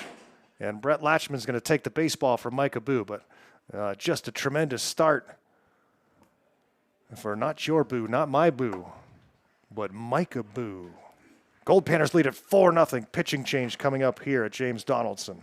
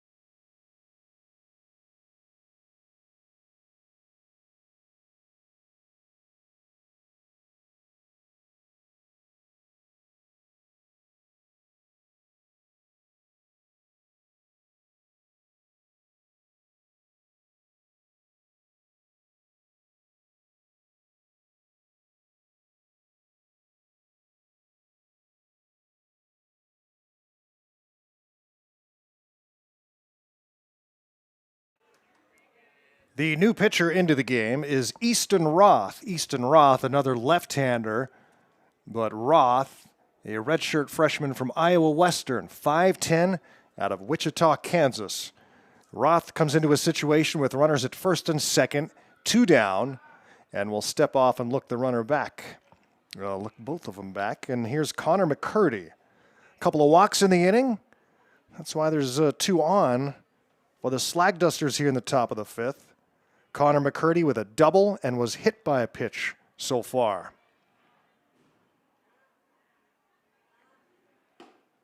Can't catch up to that one from Roth. And it's 0-1.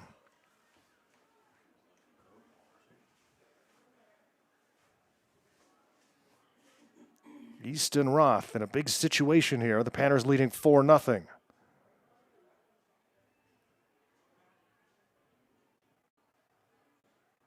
Roth making his 6th appearance of the summer. Another swing and a miss on a pitch up and away.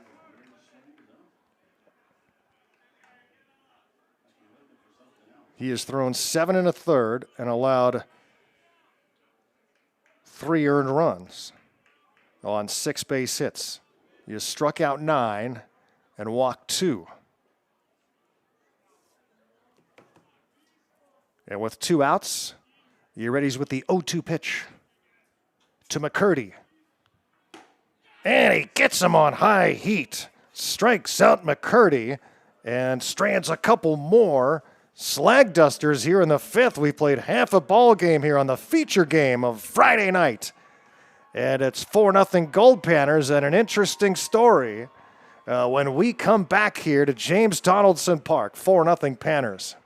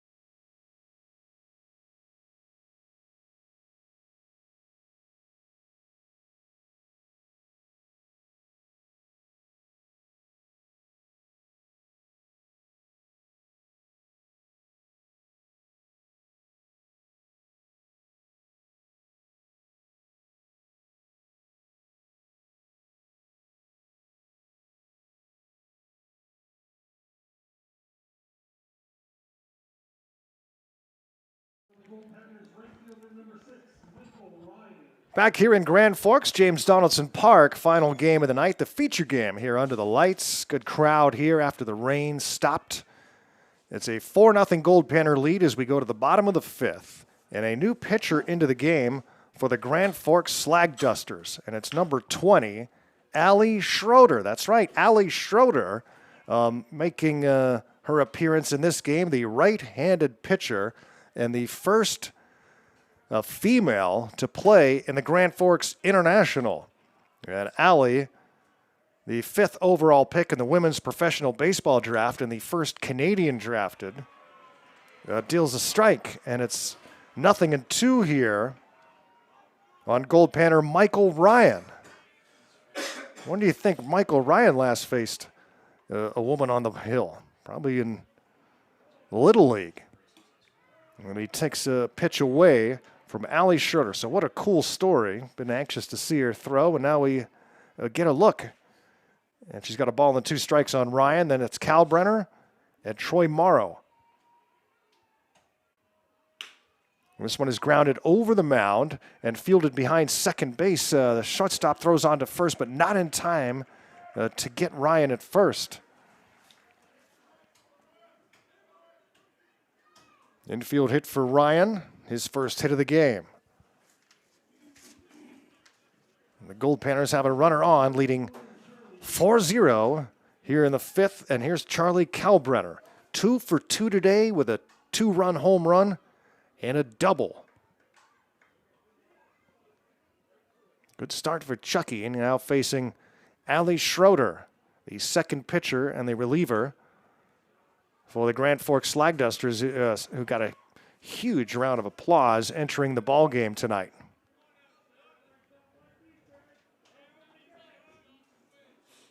Facing Charlie Kalbrenner. And the 1-strike pitch with a runner at first. There goes the runner. And a pitch in there for a strike. Throw to second base. Ball is there. Tag is down. And it looked from here like he was safe. But he's called out. And here comes head coach Carlos Gonzalez out of the dugout. Michael Ryan can't believe the call. Coach Gonzalez obviously can't believe it. He's angry about it. And it looked like he got in there, but we don't have the benefit of replay here. And so now a little timeout here as Coach Gonzalez argues with the second base umpire. And now where's Michael Ryan going?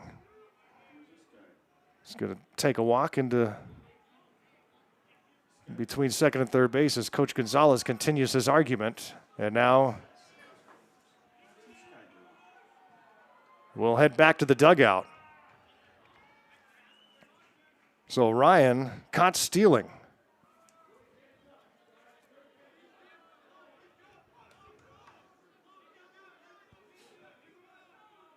Meanwhile, pitcher Schroeder awaits a return to action here on the mound. Now 1 out for Kalbrenner.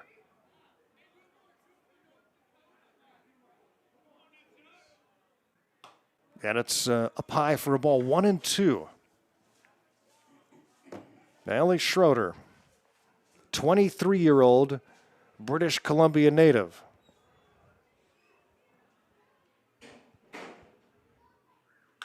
And this one is hit high into right field, foul territory. And will it find the Blue Monster? It misses the stands.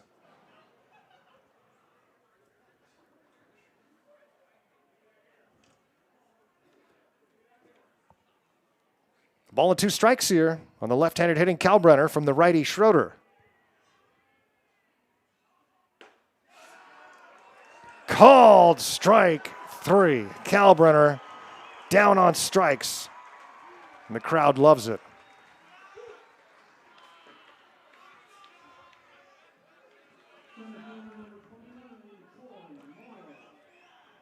Here's Troy Morrow 0 for 2 in the game.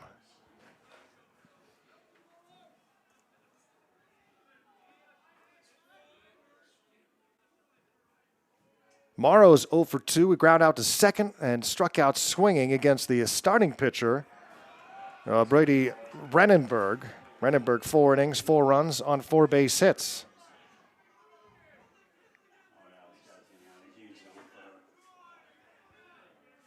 Five strikeouts for Brennenberg. He walked 1.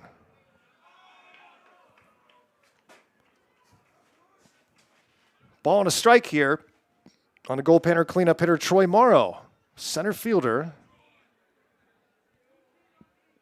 Left-handed hitter against the righty Schroeder. Reddy's with the 1-1 and misses up and in there. And it's 2-1.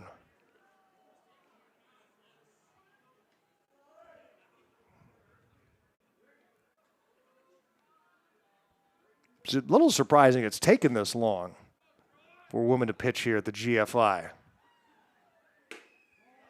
And for women in baseball in general. I mean, it was decades ago that an all-women's baseball team called the Colorado Silver Bullets was on television all the time going around. I believe they played in Fairbanks against the Goldpanners, if I'm not mistaken. And they were always on TV playing against college and professional teams.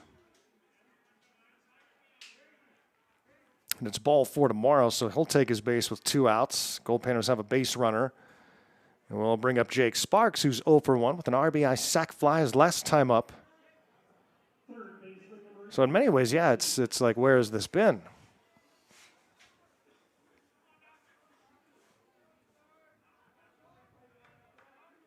Now there's the Women's Professional Baseball League. And that's where Allie's going to play. And this one, Morrow takes off and heads to second base, and he gets in safely as the ball kicks away on the shortstop Northcutt. So this time, no controversial call at second base. Morrow into scoring position for Jake Sparks. Left-handed hitting Sparks with 2 down here in the bottom of the 5th against Allie Schroeder.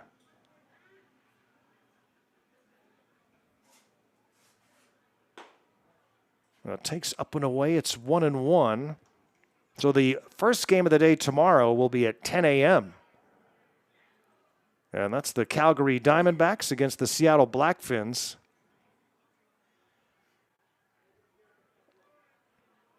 It's the worst thing that could happen to the Diamondbacks. They love to spend a lot of time in the Blue Monster at these night games, having a good time. And the Calgary Diamondbacks, though, have to be up for a 10 a.m. game tomorrow.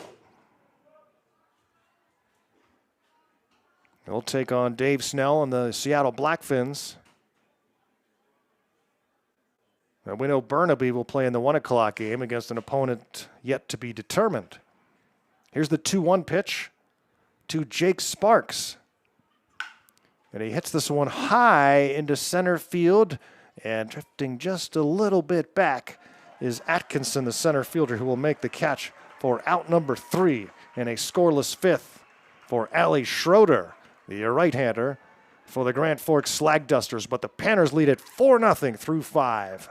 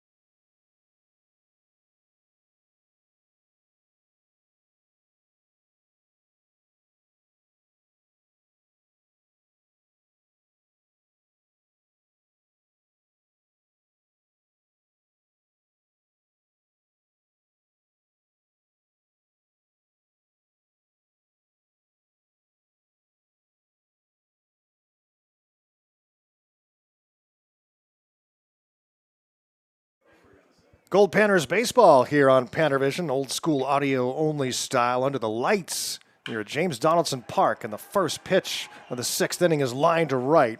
And a base hit for Jay Huggins, the designated hitter, his second hit of the night.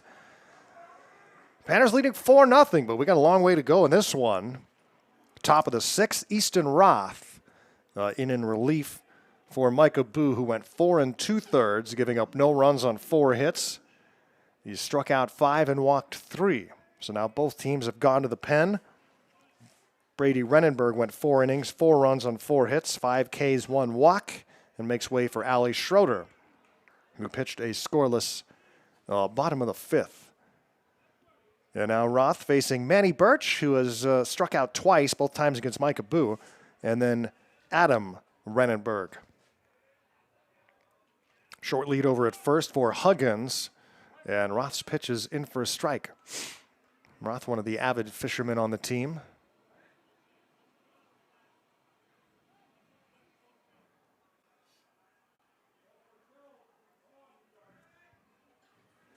Ready's with the 1-1. And showing bunt and taking a ball inside is Manny Birch.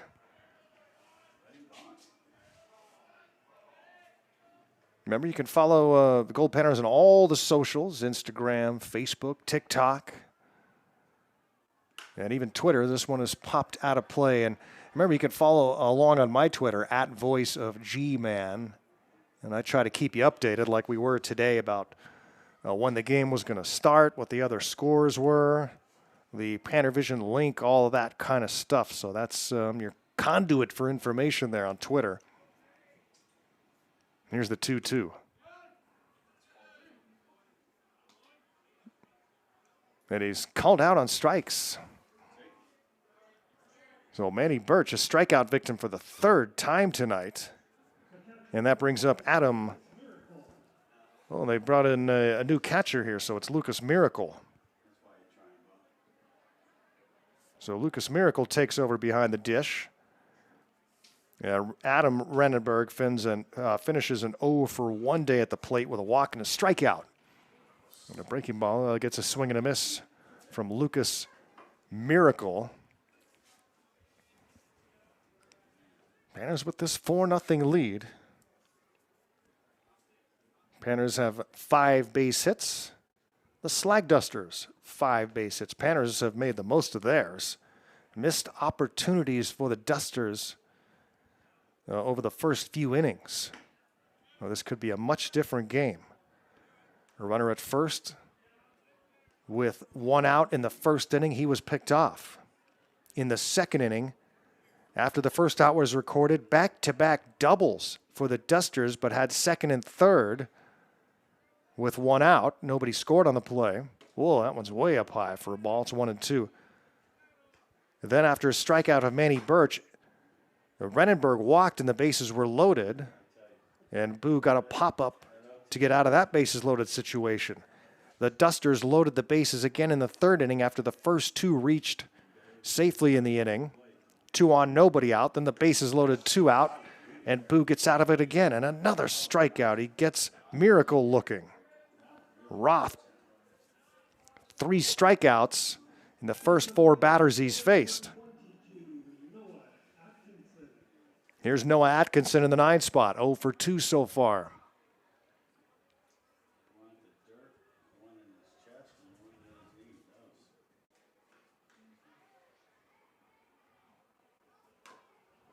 And the bunt is put down, but it goes foul 3rd base side. It's so much fun to be here and get a different perspective of the Goldpanner pitchers than we have up high at Groudon. Everything looks far different down here.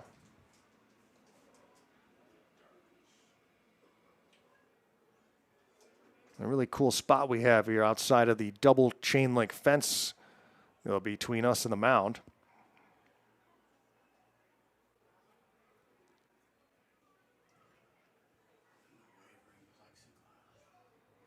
Yeah, this wobbly plexiglass we have here that's going to fall on John Lorkie in a minute.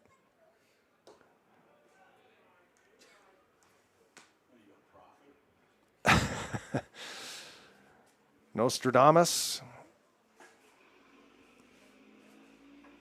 Rasputin. Atkinson awaits the 1-1, and that one's in the dirt, 2-1. 2 down here in the 6th inning. In the bottom of the 6th, for the Panners, it'll be Bandel, Fernandez, and Ruck due up.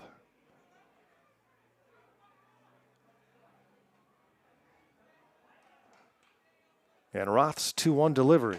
Swing, foul tip. It's 2-2.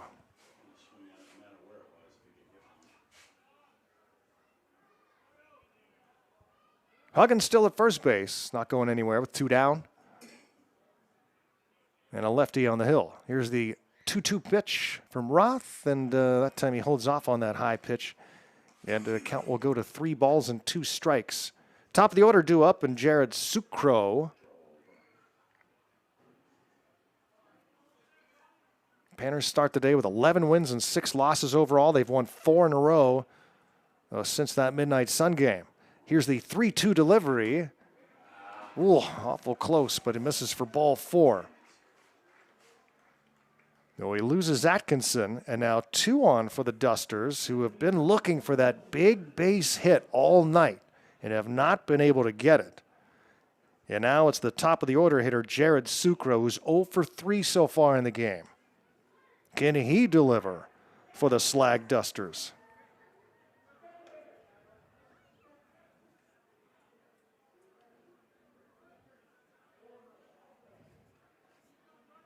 They're 0 for 6 with runners in scoring position so far.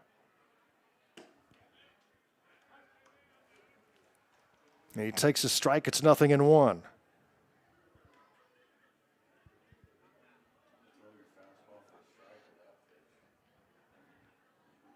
They have stranded 8 base runners. They have 2 on with 2 out. Backs out of the way of that pitch inside. It's 1-1. Roth trying to make it 10 stranded runners.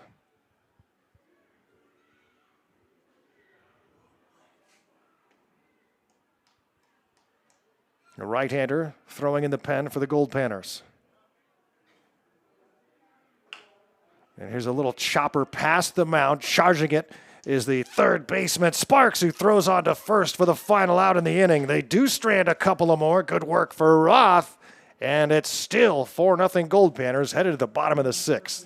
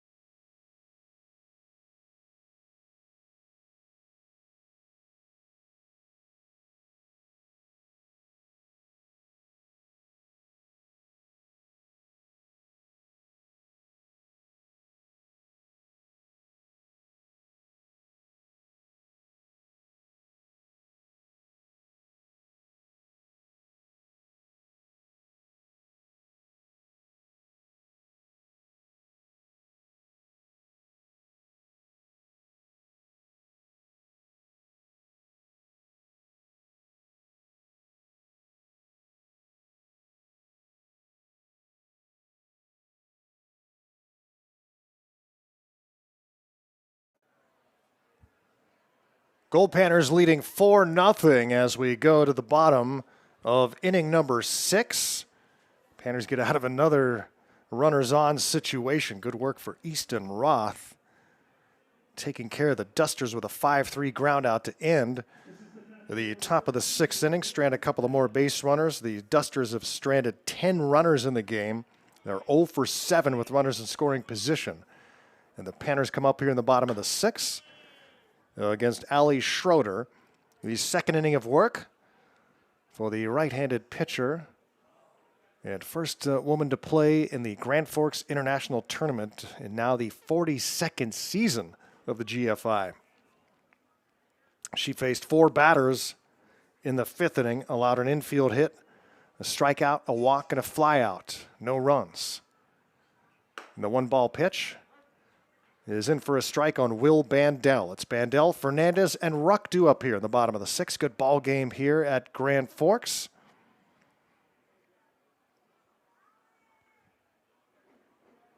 "19 minutes past 10. This game just about 2 hours old.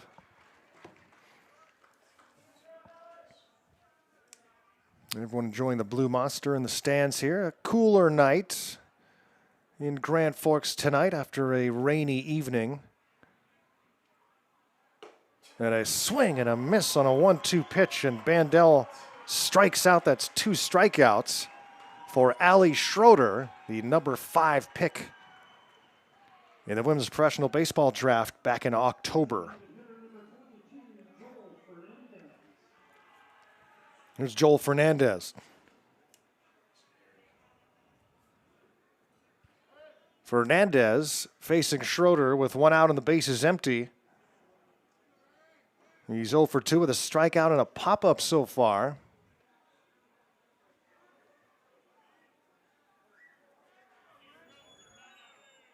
Dusters very much in this game, and they've threatened in so many innings. So Panners are far from being out of the woods here tonight. The winner of this game wins the division and gets a hugely important bye. Does not have to play tomorrow at all. And will be in the semifinals on Sunday. The 1-strike pitch. And it's popped up out of play by Eric Ruiz.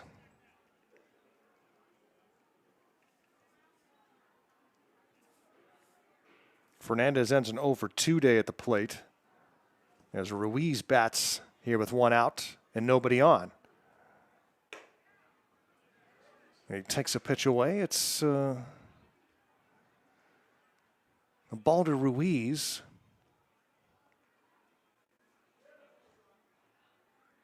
One and two. And the right-hander's pitch. Ooh. Very close. 2 balls and 2 strikes here to Ruiz.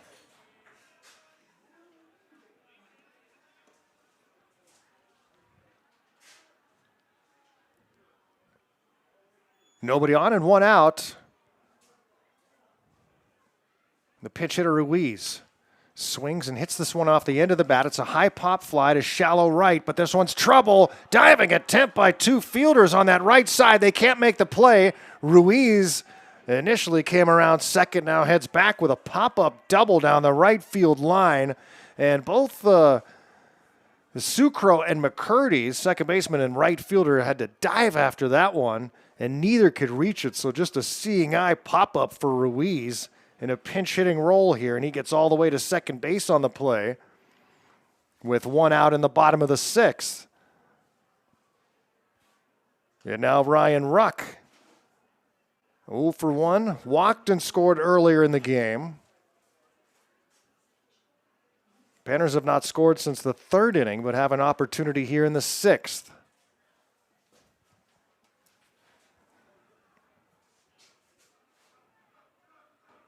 Ruck takes one up high for ball 1. They're lively in the Blue Monster, but we have not seen what we normally see on Friday nights here in Grand Forks. Mentioned the bigger police presence here at the ballpark this year. Swing and a miss. It's 1-1. Friday night is usually when the streakers come out.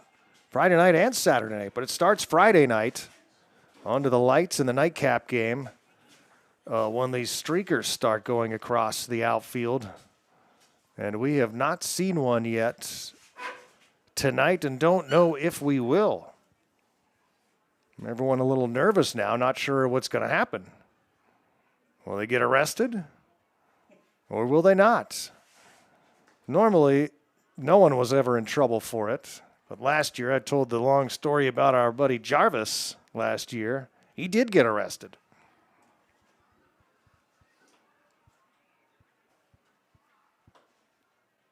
Now, Jarvis did a little more than just streak, which is why he was arrested. And that ball is crushed to right, but that's headed towards the blue monster, and foul.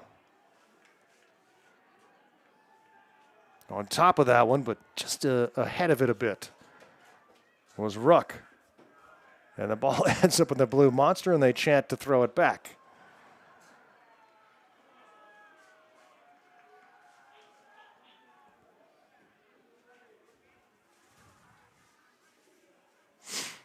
And the 2-2 delivery from Ali Schroeder to Ryan Ruck with a runner at second. And misses inside. It's 3-2. In the opening game for the Goldpanners, somebody in the blue monster threw a baseball and almost hit the Goldpanner pitcher at the time. And if you remember that game, we weren't quite sure what had happened, but Carlos Gonzalez telling me someone almost hit the pitcher with a throw from the blue monster, which is a pretty impressive throw. And that one is line foul first base side. Another smash off the bat of Ruck, but once again it's foul.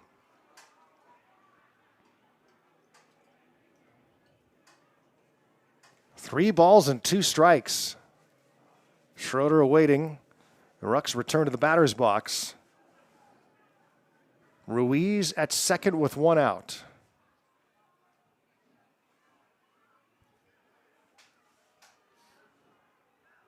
And the payoff pitch. Swings and chops this one foul again. After Ruck is J.R. Bedford.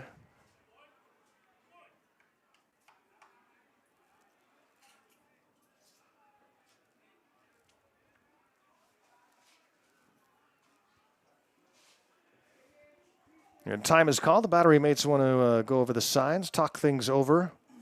And Ruck has been on top of it here in this at-bat, just trying to straighten it out a bit. Ali Schroeder making the relief appearance for the Grand Forks Slag Dusters. Has allowed 2 hits, a walk, and has struck out a couple.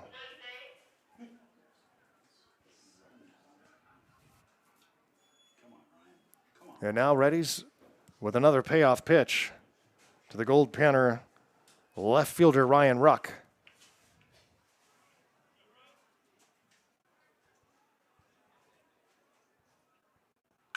And he swings and chops this one foul in the same spot. Everything going to the right side.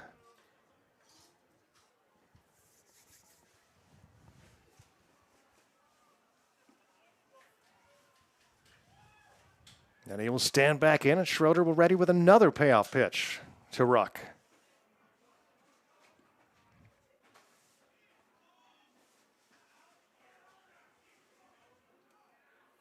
And the 3-2, and he crushes this one high to right. The only question is, will it stay fair? And it's foul. Plenty of distance. Ryan just hitting everything foul to that right side, and he exhales and says, oh, man, been close a couple times. The velocity is in the lower 70s, so it's a little hard to adjust. And he's hooking everything. Another 3-2. This time, he's hitting one to left center. This ball's going back to the fence. And this ball is gone. What an at-bat for Ryan Ruck.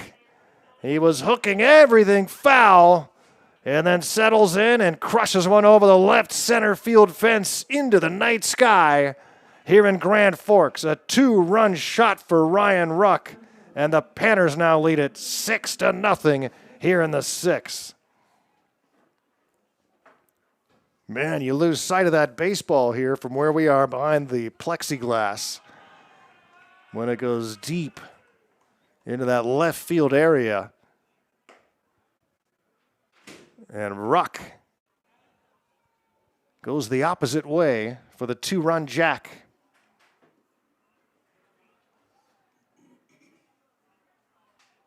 Second home run for the Goldpanners tonight. And that will silence this raucous crowd a little bit here tonight. And with one out, Ali Schroeder works to J.R. Bedford, who swings and misses for a strike. It's 2-1.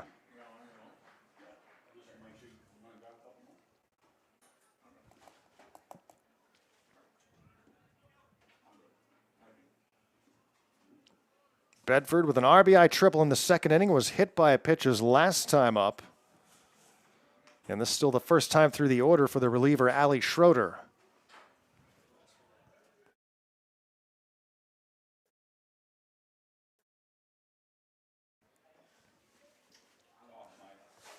Bedford awaits the 2-2 and takes one off the plate. 3 balls and 2 strikes. Top of the order due up, Dario Freschi. And now the Panners with this 6-0 lead. I mean, the game can still go in many different directions. But they can also keep an eye on the run rule, which is 8 after 7.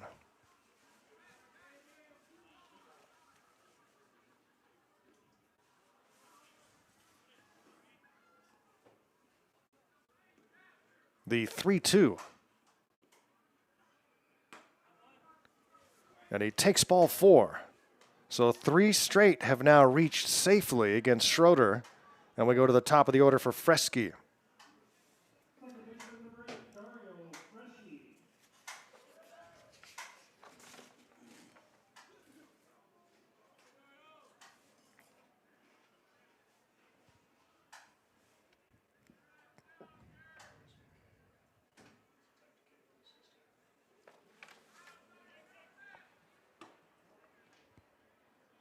And the left-handed hitting Freschi takes ball 1 upstairs. And now a right-hander starts to throw in the Grand Forks bullpen.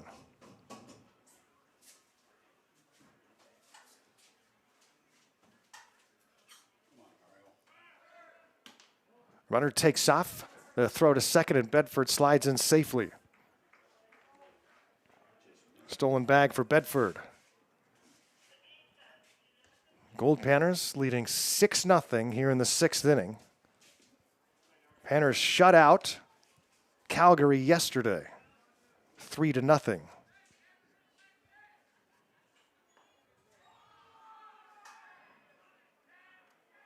Panner pitchers have gone 17 shutout innings. They've gone 21 innings with allowing an earned run.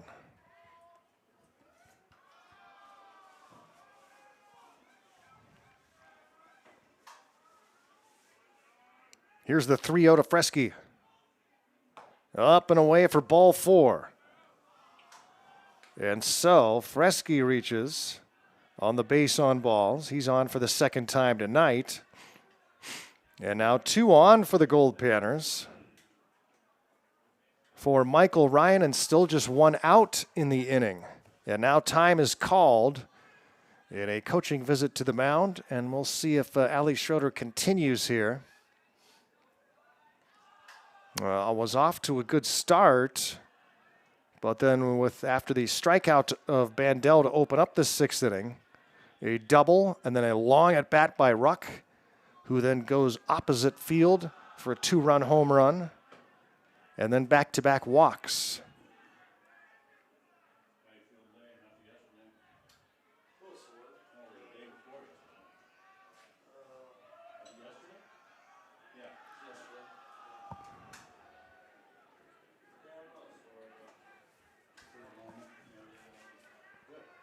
Michael Ryan will stand in with 2 on for the Goldpanners. 1 for 3, an infield hit, was hit by a pitch and scored back in the 3rd. Ali Schroeder continues to throw for Grand Forks, and there go the runners on a double steal with no throw on a breaking ball. And so a base hit here could give the Goldpanners an 8-0 lead here in the 6th. Let's see what Michael Ryan can do. He awaits the 1-ball pitch. And he reaches out and pokes this one to the other field. And here comes Bedford to score. The runner is held at third. So it's 7-0 Goldpanners. RBI single for Ryan. And now Gold at the corners. And the right-hander throwing with some more urgency now in the pen for Grand Forks, and time is called. That's going to be it for Ali Schroeder. And the Goldpanners now with a 7-0 lead here on Grand Forks. As Schroeder departs and gets a big hand. Pitching change coming up here in Grand Forks.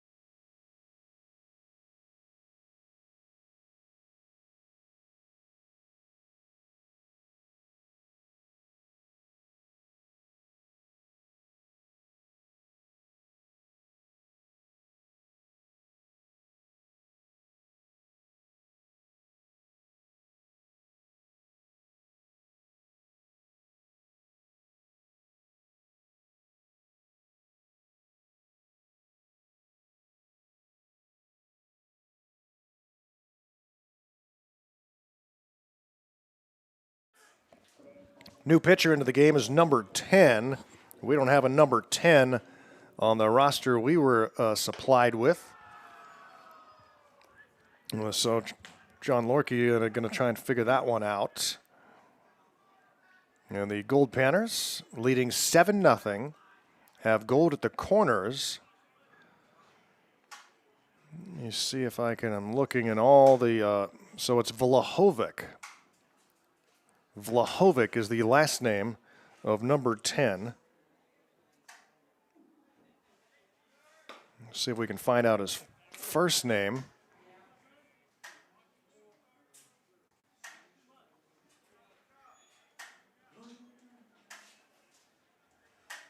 Don't see him anywhere, so we've got the last name at least. Vlahovic pitching, the third pitcher into the game for Grand Forks.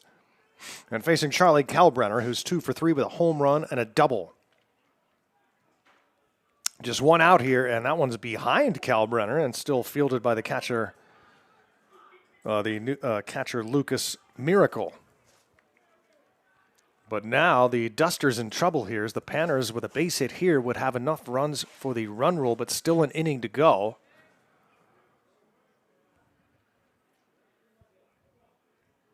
And here's the 2-1 to Kalbrenner, and he takes up and in. It's 3-1. So a promising appearance went south for Ali Schroeder in her second inning of work, as 5 straight reached safely after the strikeout of Bandel opened the inning. And she departs after an inning and a third.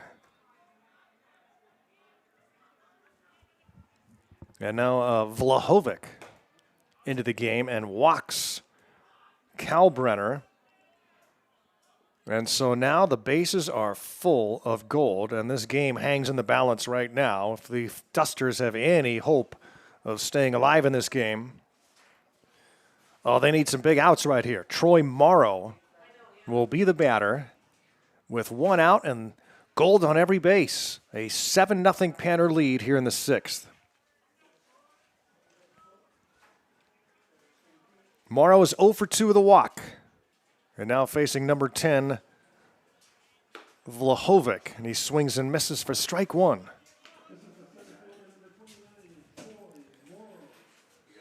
And the right-hander Vlahovic. What do you know what his first name is, John? Vin? Vin Vlahovic. In some trouble here. And the one-strike pitch misses up and away. For ball one, it's 1-1.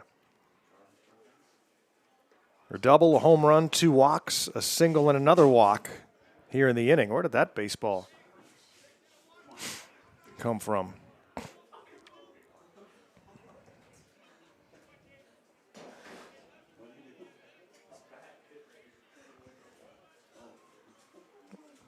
Baseball hits behind home plate here. I don't know where it came from.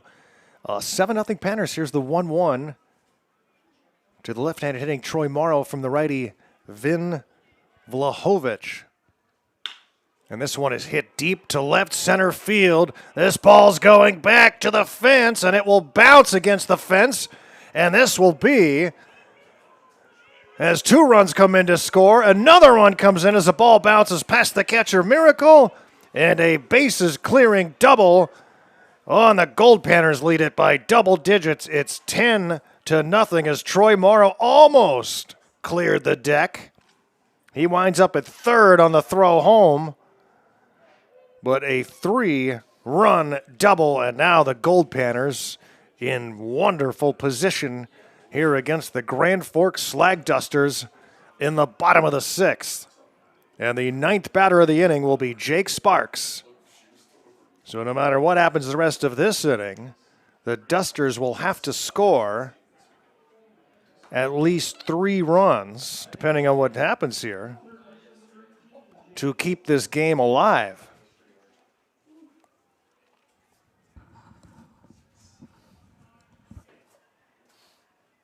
Jake Sparks with a runner at third. Big rip and a miss.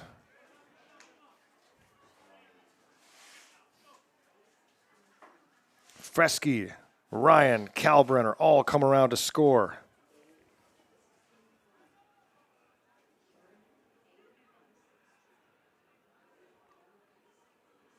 Morrow that close to getting his first home run of the season. Sparks strikes out looking.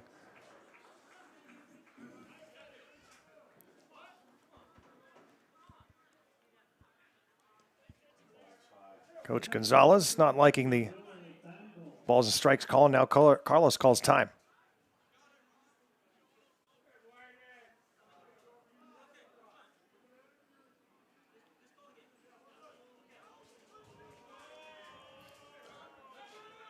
And that conversation comes to an end. We have a great vantage point here for those sorts of things.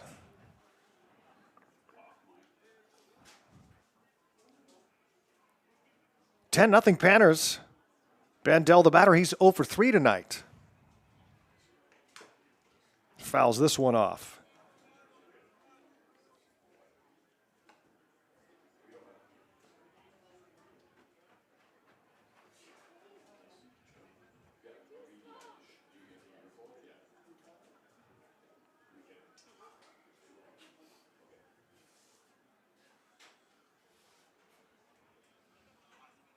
Bandel with a runner at third. And now 2 down. And he bounces this one back to the mound. And a spinning throw to first base. 1-3 ground out ends this long Sixth inning, and the Goldpanners score 6 times and take a 10-0 lead. The Slag Dusters need to score 3 to keep this game alive, or the Panners will win it by run rule when we come back.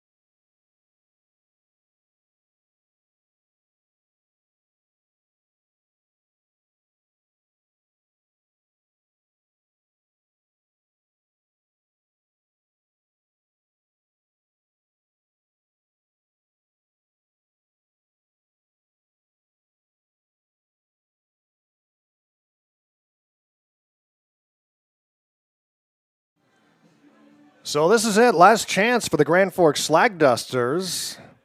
Panners have an opportunity to run rule the Dusters and end this game in 7. Still a long game, though. We've been playing for 2.5 hours, and we've played 2/3 of a ball game. Although this one could end right here. The Dusters do not score 3 runs or more. Easton Roth out to try and finish this one off, facing Chad Northcutt, Corey Scammell, and Miles Gray, the 2, 3, and 4 spots in the Slag Dusters batting order.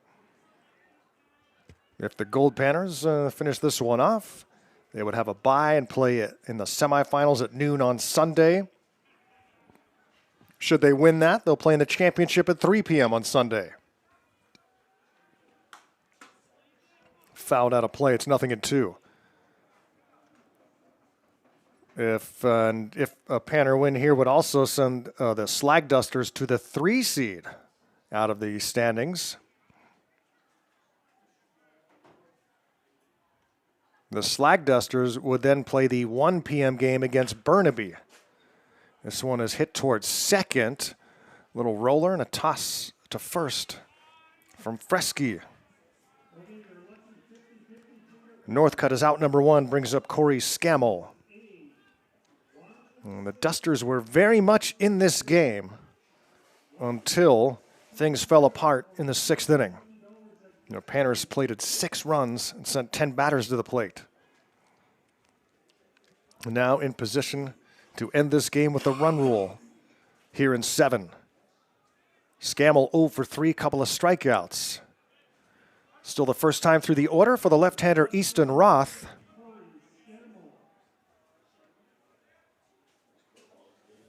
The first game of the day is Calgary versus the Blackfins. It looks like it's going to be Burnaby, the other British Columbia team, against Grand Forks in this second game at 1 o'clock.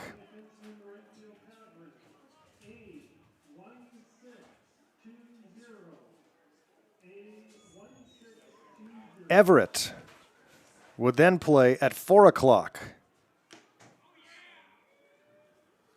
against the winner of the 10 a.m. game.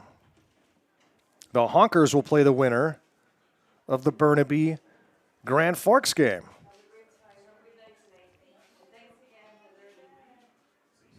So things starting to take shape unless the Slag Dusters mount an incredible comeback here with 2 outs in the 7th inning as Scammell strikes out. So the home fan's not going to be pleased with this outcome, but still having a blast in the Blue Monster.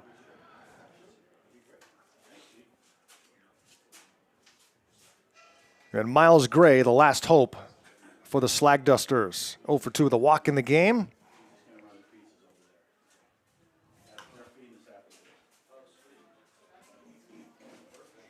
Panners trying to keep this shutout streak going. Haven't allowed a run since the 7th inning of the first game. Haven't allowed an earned run since the 3rd inning against Everett.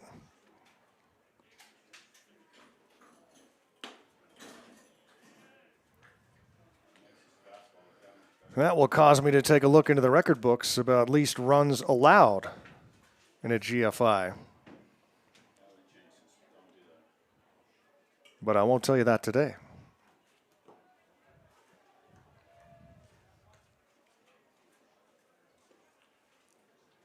Two balls and a strike to Gray with 2 outs. Base is empty here in the 7th inning and a 10-0 Goldpanner lead.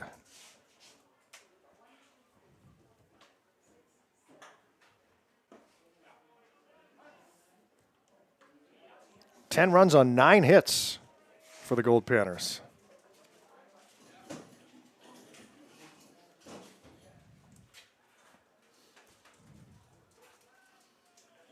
One Goldpanner error. And now the 2-2 delivery from Roth just gets a piece of it to stay alive, does Gray. The Slag Dusters down to their last out.